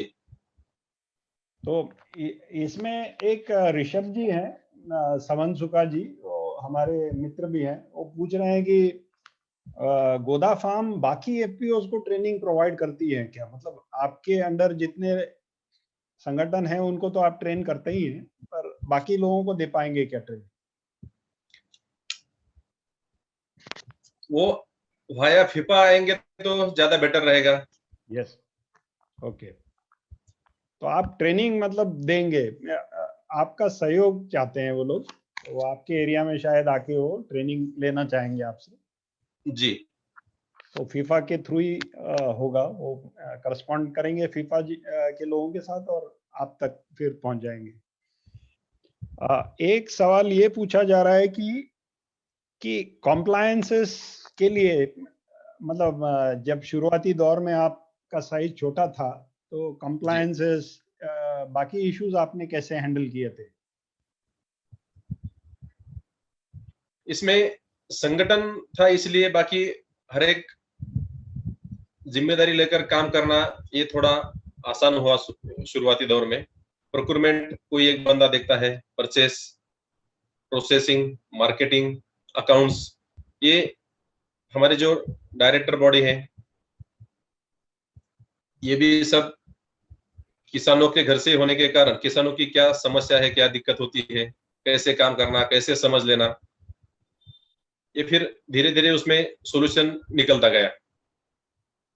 एक सवाल नितिन जी ये पूछा जा रहा है कि मार्केटिंग गोदा फार्म्स कैसे करता है? मतलब आपने जैसे ये एडीएम और ओमकार या जो बायर बताए हैं, तो क्या आपके सारे बायर B2B बायर हैं या कुछ ट्रेडर्स भी हैं जो आपसे माल लेते हैं? ये सवाल पूछा जा रहा है।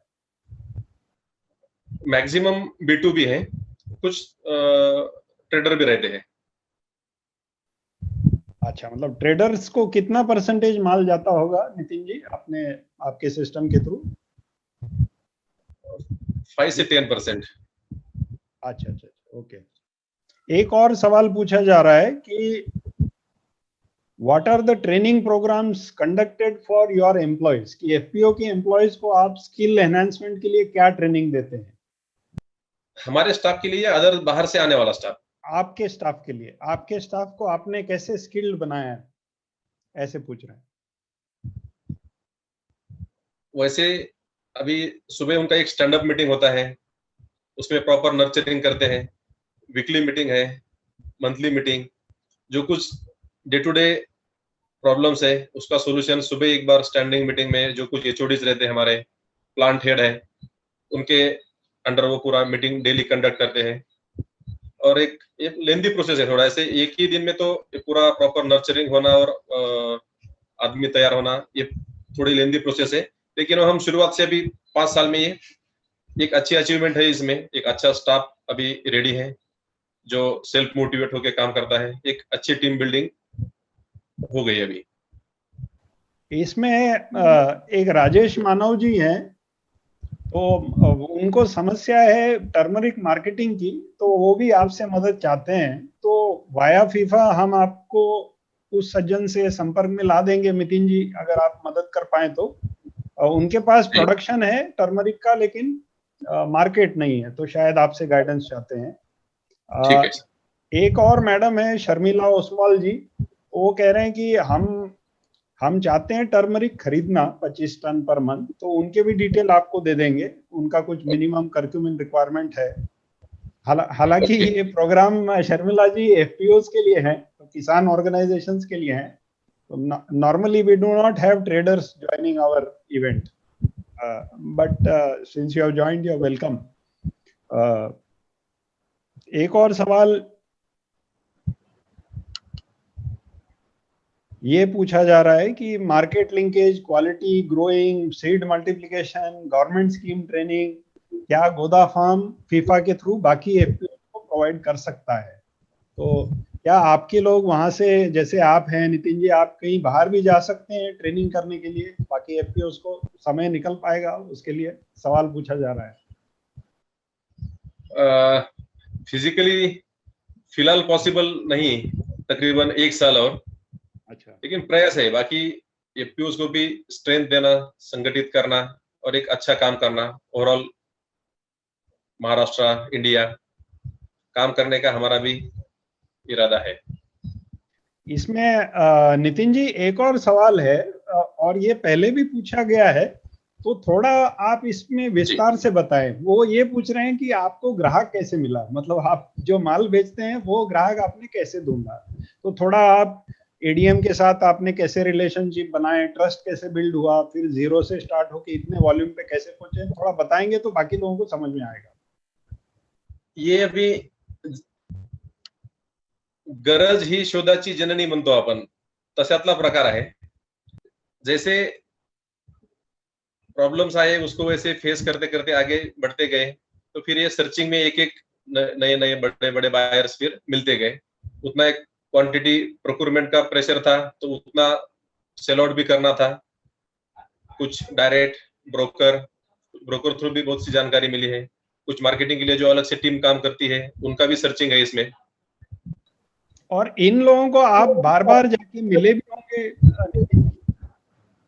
जी जी, ईडीएम के एमडी भी यहाँ हमारे यहाँ विजिट कर चुके हैं, ओम श्री से भी आए थे। मैक्सिमम जहां पर हमारे जो बड़े बायर्स है वहां के एचओडी या एमडी ओनर यहाँ पर आकर पूरा सिस्टम हमारा देख कर गए हैं कि हम कैसे काम करते हैं, किसानों को कैसे एक अलग दिशा में काम करने के लिए प्रवृत्त करते हैं। वो पूरा उन्होंने यहाँ आकर बहुत से प्रोग्राम उन्होंने कंडक्ट किए थे। तो कोई सज्जन है, वो अजय जी पूछ रहे हैं कि हमें गोदा फार्म का नंबर दे दीजिए। तो गोदा फार्म के नंबर अवेलेबल हैं, कोई आपको अगर संपर्क करना है तो फीफा के माध्यम से कर सकते हैं या नितिन जी को डायरेक्टली कर सकते हैं। उनका वेबसाइट भी है। वेबसाइट पे है सर। हाँ, तो धन्यवाद Nitin ji, thank you very much for time. आपके एफपीओ का सक्सेस बहुत ही जबरदस्त है, एक रोल मॉडल है आप बाकी एफपीओ के लिए। हालांकि आपका काम जो 150-200 करोड़ का लेवल का है, वो 4-5 साल की आपकी सफल जर्नी है, और ये चीज बाकी एफपीओज भी इसको अनुकरण कर सकते हैं, अपने अपने एफपीओज के बिजनेस मॉडल बना सकते हैं। जैसे नितिन जी और उनकी टीम फोकस्ड हैं एक ही चीज पे कि हमको अपने क्लाइंट मतलब या मेंबर जो है इनके 25,000 के आसपास जुड़े हैं किसान इनके साथ, कि इनकी आमदनी बढ़ाने के ध्येय से चल रहे हैं ये लोग, और काफी बहुत सफल एफपीओ है। एक कर्क्यूमेंट टेस्ट की प्रोसेस, एक सवाल आया है इतने में, तो जाते जाते आप वो पूछ रहे हैं कि कर्क्यूमेंट के टेस्ट आप क्या करते हैं? कर्क्यूमेंट टेस्ट अभी तक कोई लैब हमारे पास नहीं है उसका, लेकिन बाहर करवा सकते हैं। उसके लिए वो प्रोसेस में 15 दिन का समय जाता है, सैंपल भेजने से रिपोर्ट आने तक एक 15 दिन का ड्यूरेशन है, वो होता है। लेकिन कर्क्यूमेंट के भीतर अभी तक हमने खुद का कुछ मैकेनिज्म डेवलप नहीं किया है। ओके, हम खाली क्लीनिंग ग्रेडिंग इसमें ही काम करते हैं, टर्मरिक के भीतर इसमें क्लीनिंग ग्रेडिंग पाउडर। एक सज्जन ये पूछ रहे हैं कि क्या हम लोग विजिट कर सकते हैं गोदा फार्म हिंगोली को? तो जी जी, आपके बिहाफ पे मैं उनको आश्वस्त करता हूं कि ये हो पाएगा फीफा के थ्रू। आप फीफा को रिक्वेस्ट लिखें, हम लोग कोऑर्डिनेट करेंगे नितिन जी के साथ और उनकी टीम के साथ, और आपका एक सफल विजिट वहां करा देंगे। जी जी वेलकम। तो आइए, धन्यवाद Nitin ji. Thank you sir, thank you, thank you समय देने के लिए thank you very much. Thank you sir. Thank you. तो आइए अब सीधे चलते हैं श्री विजय सरदाना जी के पास। कृषि क्षेत्र में जुड़े हुए सभी लोग सरदाना साहब को जानते हैं। वो एग्री बिजनेस में टेक्नो लीगल और एग्री ट्रेड के एक्सपर्ट है। आज उनका विषय फूड प्रोसेसिंग पे क्वेश्चन आंसर सेशन है। तो काफी सवाल ऑलरेडी आ चुके हैं हमारे पास। Vijay ji, any opening remarks? उम्मीद है सब स्वस्थ होंगे, मस्त होंगे और अच्छा काम चल रहा होगा। किसान भाइयों ने पिछले जो कुछ हफ्तों में जो चर्चाएं हुई हैं उनका फायदा उठाना शुरू किया होगा, और उम्मीद यही है कि अगर कहीं दिक्कत आती है काम करते हुए, अगर कोई सवाल है तो बेहिचक पूछें। आपका सबका स्वागत। तो विजय जी, काफी सवाल आ गए हैं, मतलब 15 के आसपास सवाल ईमेल पे आ गए थे। तो मैं कुछ आपके लिए चुन लेता हूं। एक सवाल ये पूछा जा रहा है, कोई झारखंड से एफपीओ है, तो झारखंड में एग्री बिजनेस में स्कोप क्या है, पूछ रहे हैं। देखिए, झारखंड में सबसे इम्पोर्टेंट चीज क्या है कि आपके यहाँ पे जिसको हम कहते हैं ना बैकवर्डनेस, उसको आप पॉजिटिव वे में लीजिए। आपके यहाँ पे काफी कुछ नेचुरल ऑर्गेनिक होंगे। तो मेरा ये कहना है कि आप इस बात को देखें कि आपकी क्षमता और आपका सामर्थ्य क्या है, जहां पे आप स्टैंड कर सकते हैं। तो जो आपके माइनर फॉरेस्ट प्रोडक्ट्स हैं, जो हर्ब्स हैं, आपका जो ऑर्गेनिक मटेरियल है, उसके अलावा जो आपके ट्रेडिशनल फूड्स हैं, वहां पे बहुत सारे ट्रेडिशनल आइटम्स भी हैं। आप उनको थोड़ा सा रिफाइन करिए from A presentation point of view, packaging point of view, और उस पर थोड़ा सा प्रोडक्ट डेवलपमेंट जो आपके लोकल होम साइंस कॉलेजेस हैं या फूड साइंस का अगर कोई कॉलेज है, उनके साथ मिलके आप उनको कहें कि इन प्रोडक्ट्स की रेसिपीज को रिफाइन करें, जिससे वो आप शहरों में बेच सकें। क्योंकि आपके पास इन हाउस R&D नहीं होगा और स्टैंडर्डाइजेशन बहुत जरूरी हो जाता है। कभी भी मार्केटिंग हम करते हैं, हर बार एक लॉट में अगर अलग अलग टेस्ट आएगा तो लोगों को पसंद नहीं आएगा। तो अपने डिपार्टमेंट के थ्रू या जो भी आपका लोकल होम साइंस कॉलेज है उसके थ्रू मिलके आप जो आपकी ट्रेडिशनल रेसिपीज हैं, एक तो आप उसको स्टैंडर्डाइज करिए। उसके अलावा जो आपके माइनर फॉरेस्ट प्रोडक्ट्स हैं, फॉरेस्ट एरिया काफी है, उसमें देखें कि आपके पास कौन सी अच्छी चीज है जिसको आप रेगुलर सप्लाई दे सकते हैं, उस पर आप बिजनेस मॉडल बिल्ड करिए।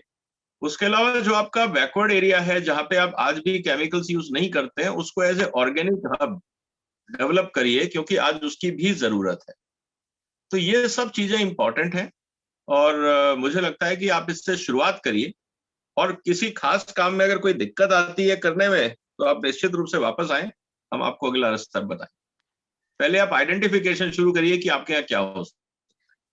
विजय जी, सवाल ये पूछा जा रहा है कि क्या कोऑपरेटिव सोसाइटी, मतलब क्या संगठन ही आगे के लिए रास्ता है फार्मिंग को इम्प्रूव करने का? तो it's a very good question that way. देखिए, हमारे यहाँ भारतीय संस्कृति में कहावत है कि अकेला चना भाड़ नहीं फोड़ सकता। दूसरा क्या होता है, देखिए एक बात आपको समझनी पड़ेगी कि बाजार में हर आदमी नहीं कमाता है। मैंने पहले एपिसोड में भी ये बोला था, हर आदमी बाजार में नहीं कमाता है। कमाता वही इंसान है जिसके पास बार्गेनिंग होती। तो जब आप संगठन बनाते हैं तो संगठन के फायदे क्या है आपको समझना होगा। एक तो जब आप अकेले काम करते हैं, आपकी क्वांटिटी बहुत छोटी है, आपको सब कुछ खुद करना है, और जितने खर्चे होते हैं वो उस छोटी क्वांटिटी पे ही लोड होते हैं। उदाहरण के लिए, अगर आपके पास 100 किलो का सामान है और आपका खर्चा 1000 रुपए है, तो 100 रुपए पे आपको 1000 रुपए वसूली करनी है, तो आपका 10 रुपए किलो का ओवरहेड बढ़ जाता है और आप बाजार से बाहर हो जाते हैं। लेकिन अगर उसी मेहनत में अगर आप 1000 किलो हैंडल करते हैं तो आपका 1 रुपए कॉस्ट आता है, शायद कस्टमर वो अफोर्ड कर पाएगा। उसी को अगर आज आप 10 टन कर देते हैं तो वो खर्चा आपका 10 पैसे पर किलो हो जाता है। तो आप किसी को भी कहीं पे भी कॉम्पीट कर सकते हैं। तो इकोनॉमी ऑफ स्केल का एक इकोनॉमिक्स में और बाजार में बहुत बड़ा फायदा मिलता है। दूसरा जो सबसे बड़ी बात ये होती है कि आपके पास 24 घंटे हैं।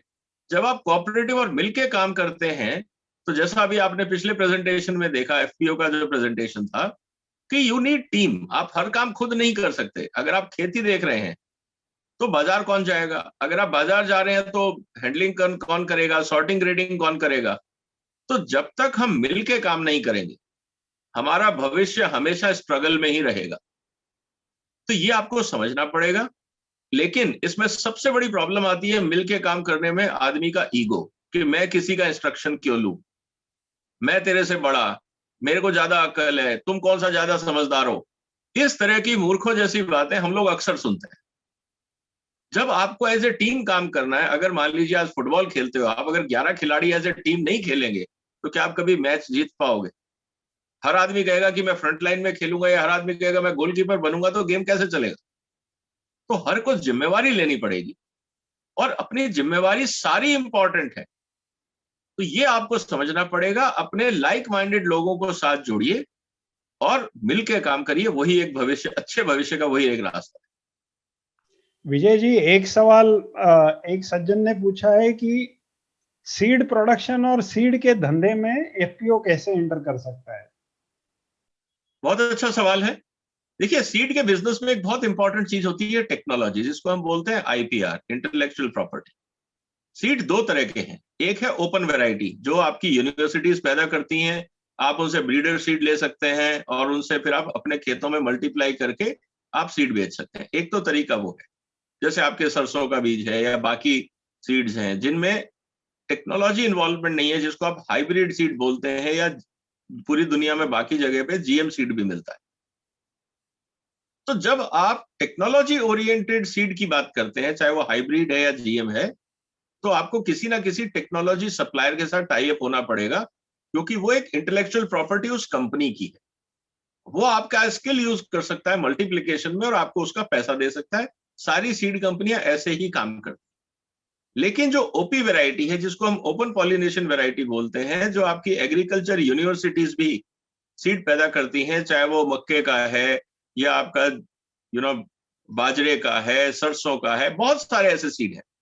अगर आपको लगता है कि आपके एरिया में कोई अच्छे सीड की कमी है और उसका अच्छी ओपी वैरायटी अवेलेबल है, कोई जरूरी नहीं है कि हाइब्रिड अच्छा हो, ओपी वैरायटी भी बहुत अच्छी है, तो आप जहां पे लोकेटेड हैं, जहां आप व्यापार करना चाहते हैं, पहले आप देखिए कि वहां सीड में दिक्कत क्या है।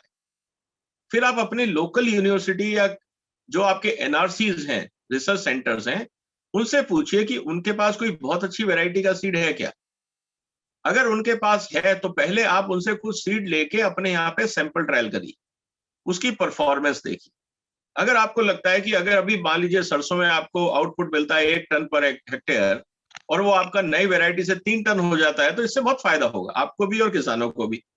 आप उस सीड को मल्टीप्लाई करिए और अपने ब्रांड में ईमानदारी से अपने किसानों को दीजिए, तो आपको एक तरफ सीड में इनकम मिलेगी, दूसरा आपका जो मेंबर्स हैं जो अपने मस्टर्ड उगाते हैं फॉर एग्जांपल, उनकी जब 1 टन से प्रोडक्शन बढ़ के 2 टन या 3 टन हो जाती है तो उनकी आमदनी बढ़ती है, आपके एफपी और कोऑपरेटिव का इनकम बढ़ता है।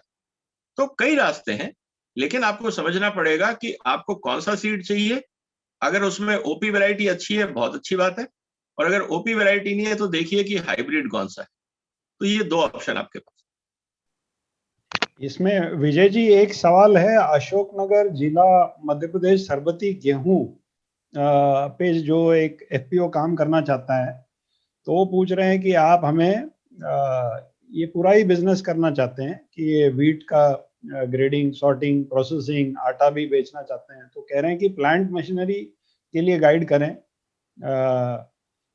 और मार्केट लिंकेज के लिए गाइड करें। तो देखिए, इसमें मेरा रिक्वेस्ट ये रहेगा कि इसको हमें ऑफलाइन डिस्कस करना पड़ेगा। आपकी कैपेसिटी कितनी है, लोकेशन क्या है, क्या नहीं है, फाइनेंस के ऑप्शंस क्या है, क्योंकि it's like a complete project report. तो आपको पहले वो देखना पड़ेगा। इक्विपमेंट सप्लायर्स बहुत सारे हैं, इसमें भी कई सारी टेक्नोलॉजीज हैं। अगर आप डिटेल में जाना चाहते हैं, we can go into detail. आपको छोटी मशीन से लेकर बड़ी मशीन तक, अब तो इसमें भी बहुत सारे नए डेवलपमेंट्स आ गए हैं। जैसे मैंने अपने फैक्ट्री में लगवाई थी, जिसको हम चक्की बोलते हैं, वो इवन चक्की वाज आल्सो कंप्यूटर कंट्रोल्ड। तो कहने का मतलब ये है कि आज हर तरह के ऑप्शंस अवेलेबल हैं, लाइन अच्छी है। मार्केटिंग में मेरा सुझाव आपसे यही रहेगा कि अगर आप अच्छा शरबती व्हीट का प्रोडक्ट बना रहे हैं तो आप अपने ब्रांड में ही उतारिए, क्योंकि अशोकनगर आपके पास है, भोपाल आपके पास है, इंदौर आपके पास है, विदिशा आपके पास है, इधर से मुरैना आपके पास है, भिंड आपके पास है, थोड़ा और आगे चले जाएंगे कोटा आपको मार्केट मिल सकता है। तो वो एरिया अच्छा है, वहां पे परचेसिंग पावर भी अच्छी है। उज्जैन आपका बहुत बड़ा मार्केट है। तो कहने का मतलब ये है कि आप किसी और के लिए काम मत करें, आप अच्छा प्रोडक्ट बनाएं। आपको एग्री इंफ्रास्ट्रक्चर फंड में सरकार की तरफ से सपोर्ट भी मिल सकता है, एफपीओ को वैसे भी क्रेडिट सस्ते दामों पे मिल जाता है। आप अपना जरूर ये लगाएं, और कोई बहुत एक्सपेंसिव नहीं है। आपको हर तरह की मशीनें हैं, आप 20-25 लाख से लेकर आप 10 करोड़ तक कहीं पे भी इन्वेस्ट कर सकते हैं। लेकिन मेरा ये कहना रहेगा कि आप जो टिपिकल राइस फ्लोर मिल है, रोलर फ्लोर मिल है, उस पे ना जाए। आप आटे तक रहें और उसका अच्छा प्रोडक्ट बनाएं, और उसमें अगर फर्दर वैल्यू एडिशन चाहिए तो वो भी हो सकता है, लो कॉस्ट में भी काम हो सकता है। तो आपको अगर ज्यादा जानकारी चाहिए, आप किसी तरह की प्रोफेशनल हेल्प चाहते हैं, तो आप मेरे से डायरेक्ट कांटेक्ट कर सकते हैं। इसमें एक थोड़ा जनरल सवाल है विजय जी, और कुछ इसके बारे में चर्चा भी हुई है, फिर भी पूछा है उन्होंने कि how food processing technology can improve the state of incomes in rural areas. Product का कोई नाम बताया? नहीं, प्रोडक्ट का नाम नहीं बताया। तो देखिए, टेक्नोलॉजी के फायदे क्या होते हैं, दो चीजें इंपॉर्टेंट। कभी भी किसी भी चीज की ना दो यूटिलिटीज, जिसको हम इकोनॉमिक टर्म्स में बोलते हैं यूटिलिटी, टेक्नोलॉजी से दो फायदे होते हैं। या तो आप उसका टाइम यूटिलिटी बढ़ा देते हैं, मतलब अगर पेरिशेबल है आप उसको प्रोसेस करके उसकी लाइफ बढ़ा देते हैं। तो जो चीज 2 दिन में या 4 दिन में खराब होती थी, उसको आप महीना, 2 महीना, 4 महीना, साल भर रख सकते हैं। तो एक टाइम लाइन आपका एक्सटेंड हो जाता है टेक्नोलॉजी।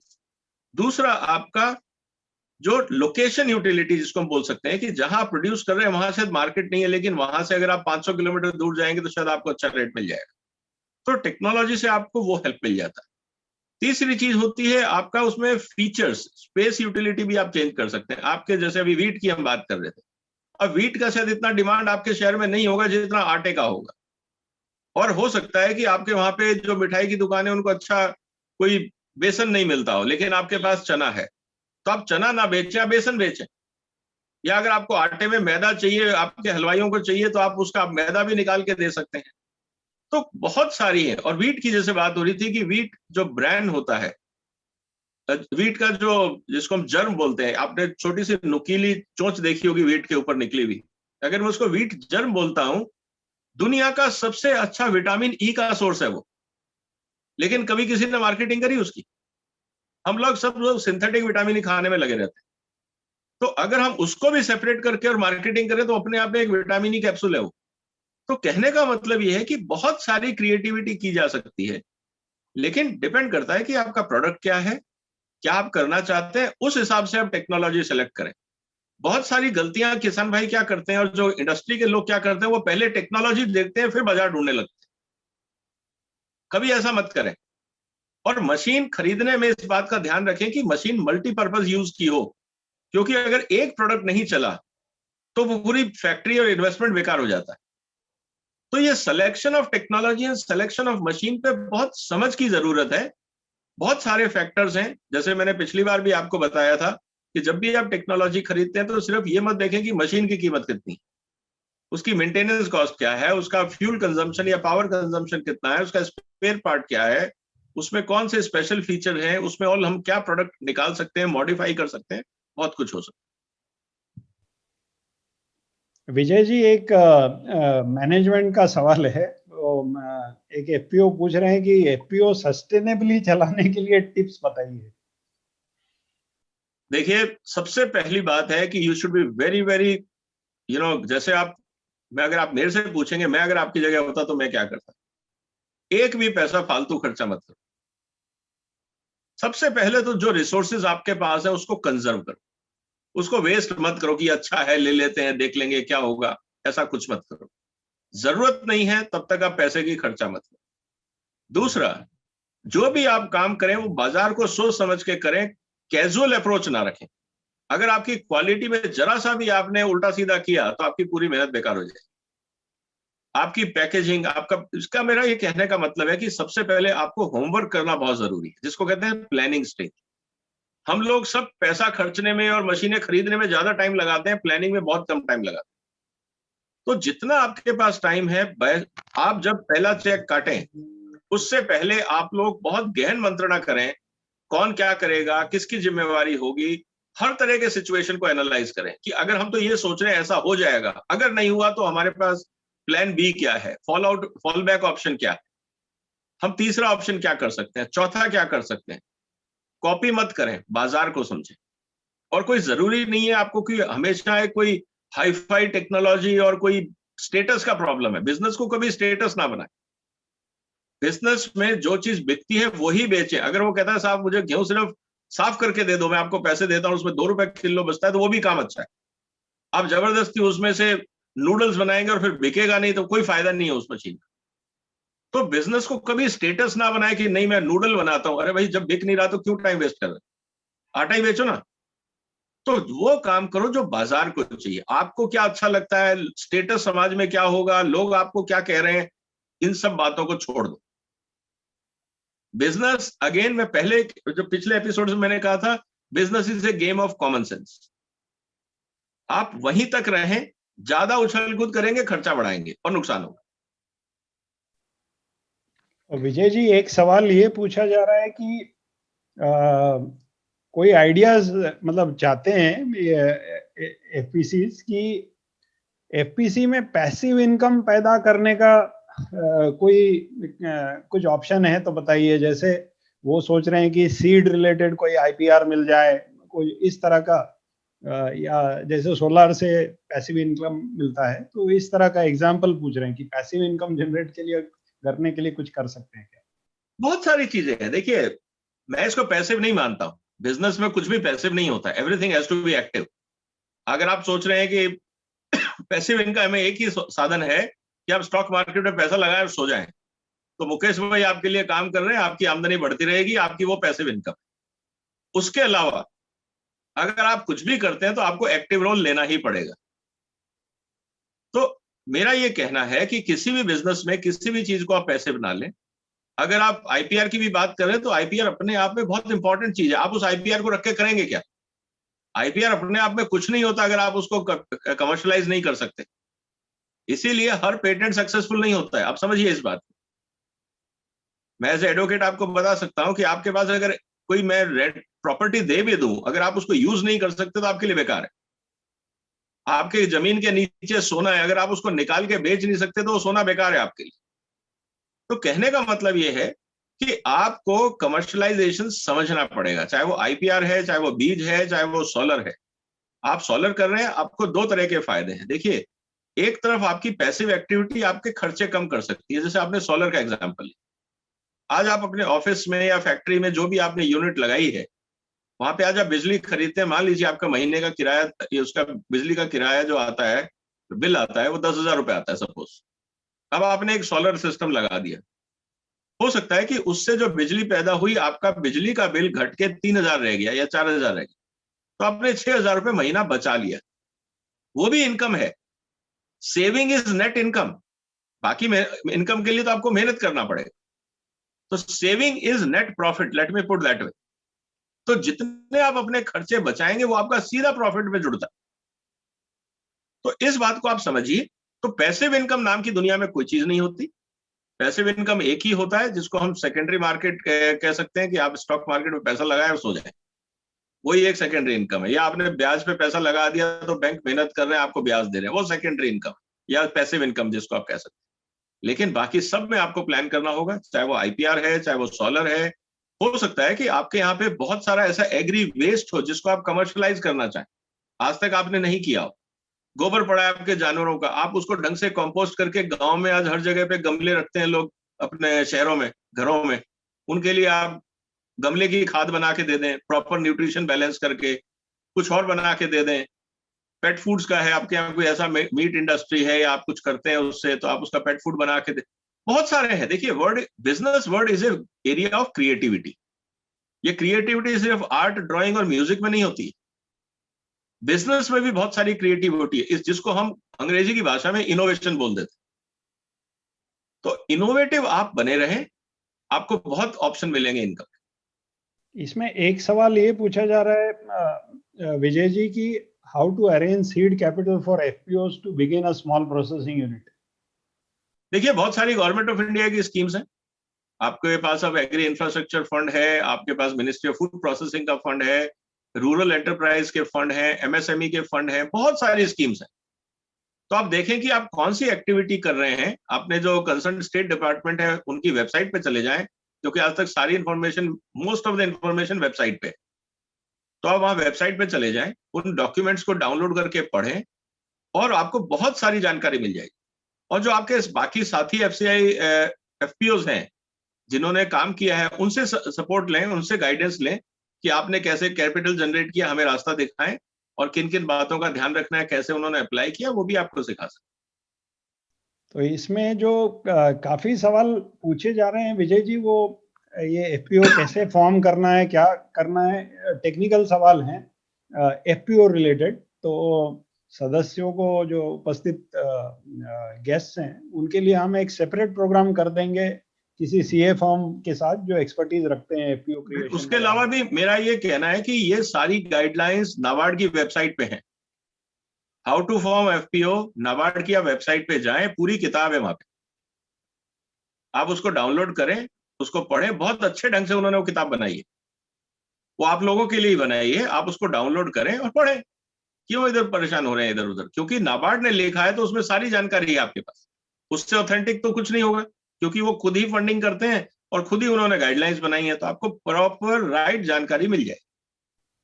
तो मैं रिक्वेस्ट करता हूं आईसैप और फीफा के सदस्यों को कि ये आप डाउनलोड करके अपने सारे पार्टिसिपेंट्स को मेल या व्हाट्सएप पे भेज दें। एक सवाल विजय जी ये पूछा जा रहा है, चंद्रशेखर माने जी हैं, कि हमको स्टार्ट करना है क्लीनिंग ग्रेडिंग अनपॉलिश दाल का यूनिट और मार्केटिंग हमारे ओन ब्रांड में। हमारे प्रोडक्ट्स हैं तूर, मूंग, चना, सोयाबीन, उड़द। Please guide. माने साहब, इसमें मेरा ये कहना है कि छोटी दाल मिलें भी आती हैं। अभी मेरे को नहीं पता आपका स्टेटस क्या है। दूसरा तरीका ये है कि अगर आप अभी खर्चा नहीं करना चाहते हैं, आप किस एरिया से हैं सुनील जी? महाराष्ट्र। महाराष्ट्र।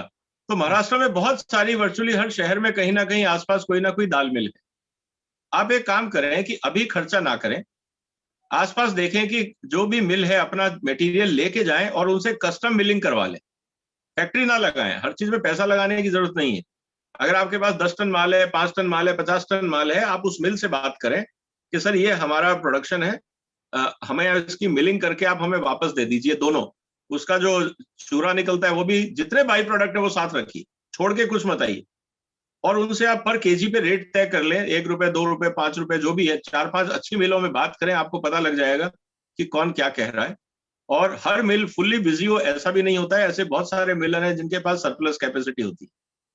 तो अच्छी मिल से, और कोशिश ये करें कि अगर आप किसी सॉर्टेक्स वाली मिल के साथ टाई अप कर लें, तो जो आपका ग्रेडिंग का जो टेंशन आता है कि उसमें काले दाने आ गए, कहीं पे कच्चा दाना आ गया, कहीं पे हरा हो गया, कहीं पे पीला हो गया, सॉर्टेक्स में बेनिफिट ये होता है कि आपको एक यूनिफॉर्म क्वालिटी मिल जाती है।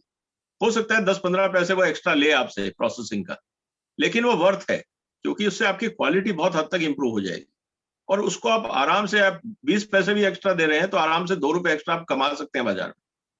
और एक बार जब आपको अच्छी दाल प्रोसेस होके अपने ब्रांड में, अपने स्टॉक में मिल जाती है, जैसा मैं हमेशा कहता हूं कि आप एज ए एफपीओ अपना ब्रांड लॉन्च करिए अपने एफपीओ के नाम से।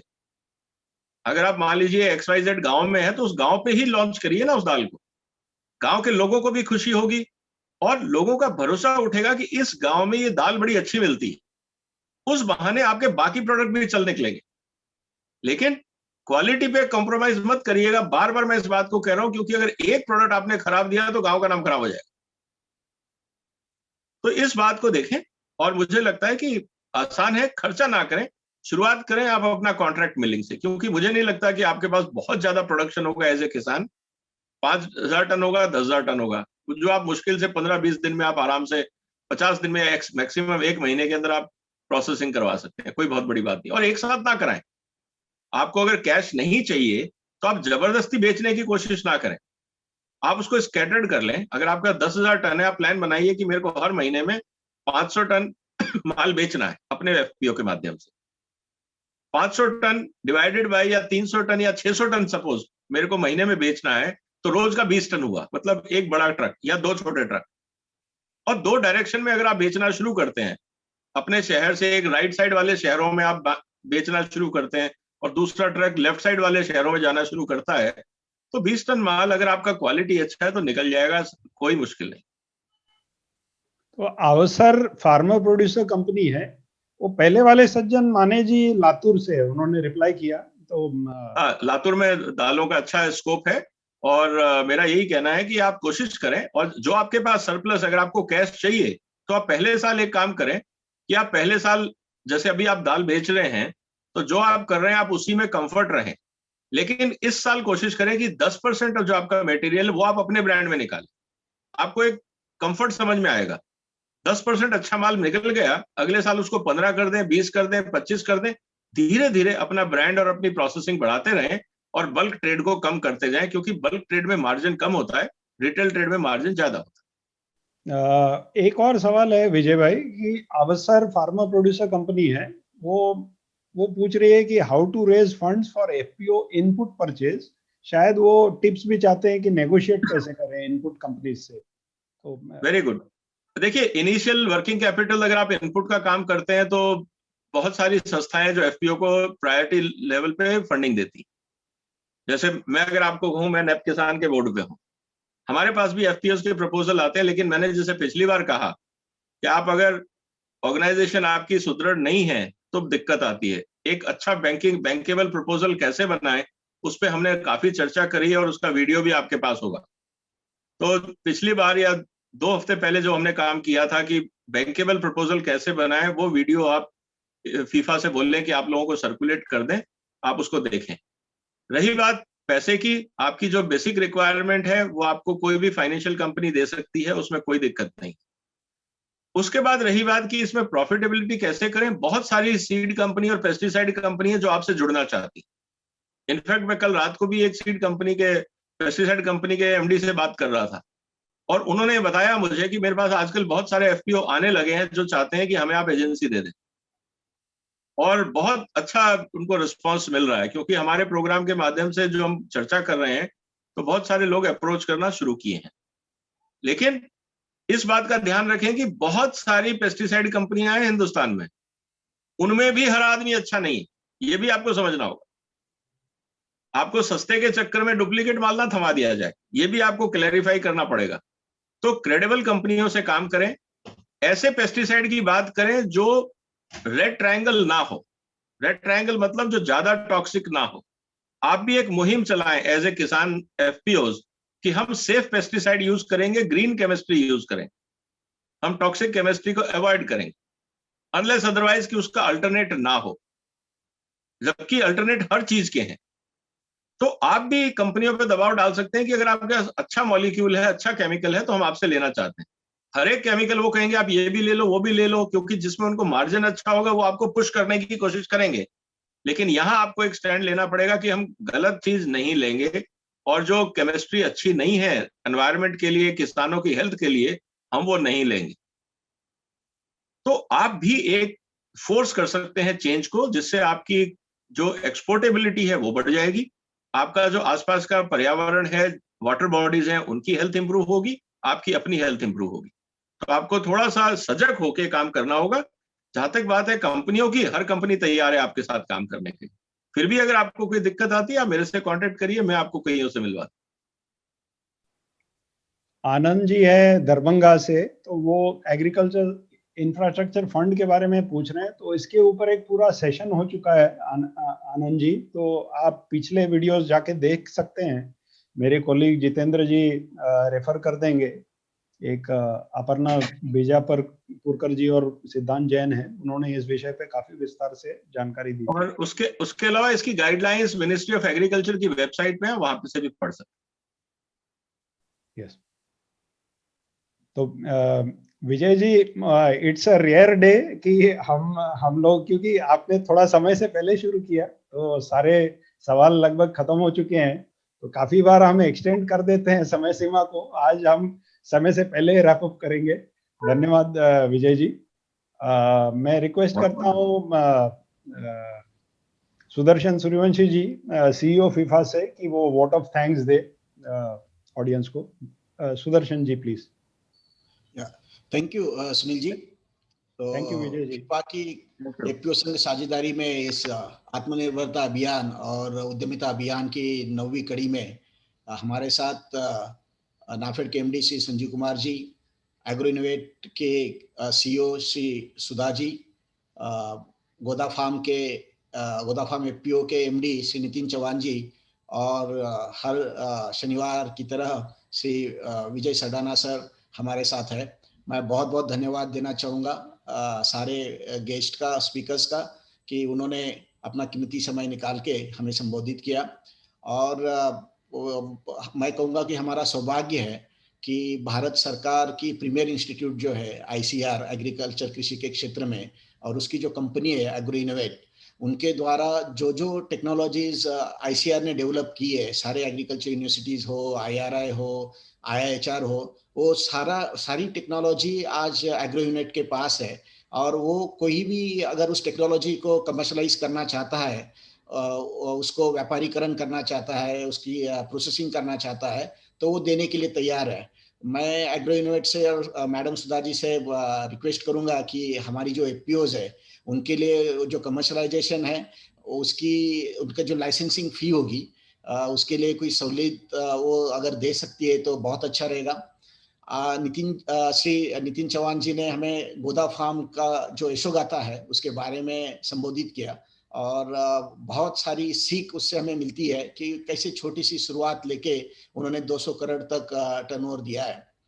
श्री विजय सरडाना सर ने एक बहुत ही महत्वपूर्ण बात कही है, और मैं जब कोऑपरेटिव मूवमेंट के बारे में सोचता हूँ पूरे देश में, अगर जो कोऑपरेटिव्स अगर फेल हुई है तो उसका यही एक कारण था कि उन्होंने आमदनी से ज्यादा खर्चा कर लिया।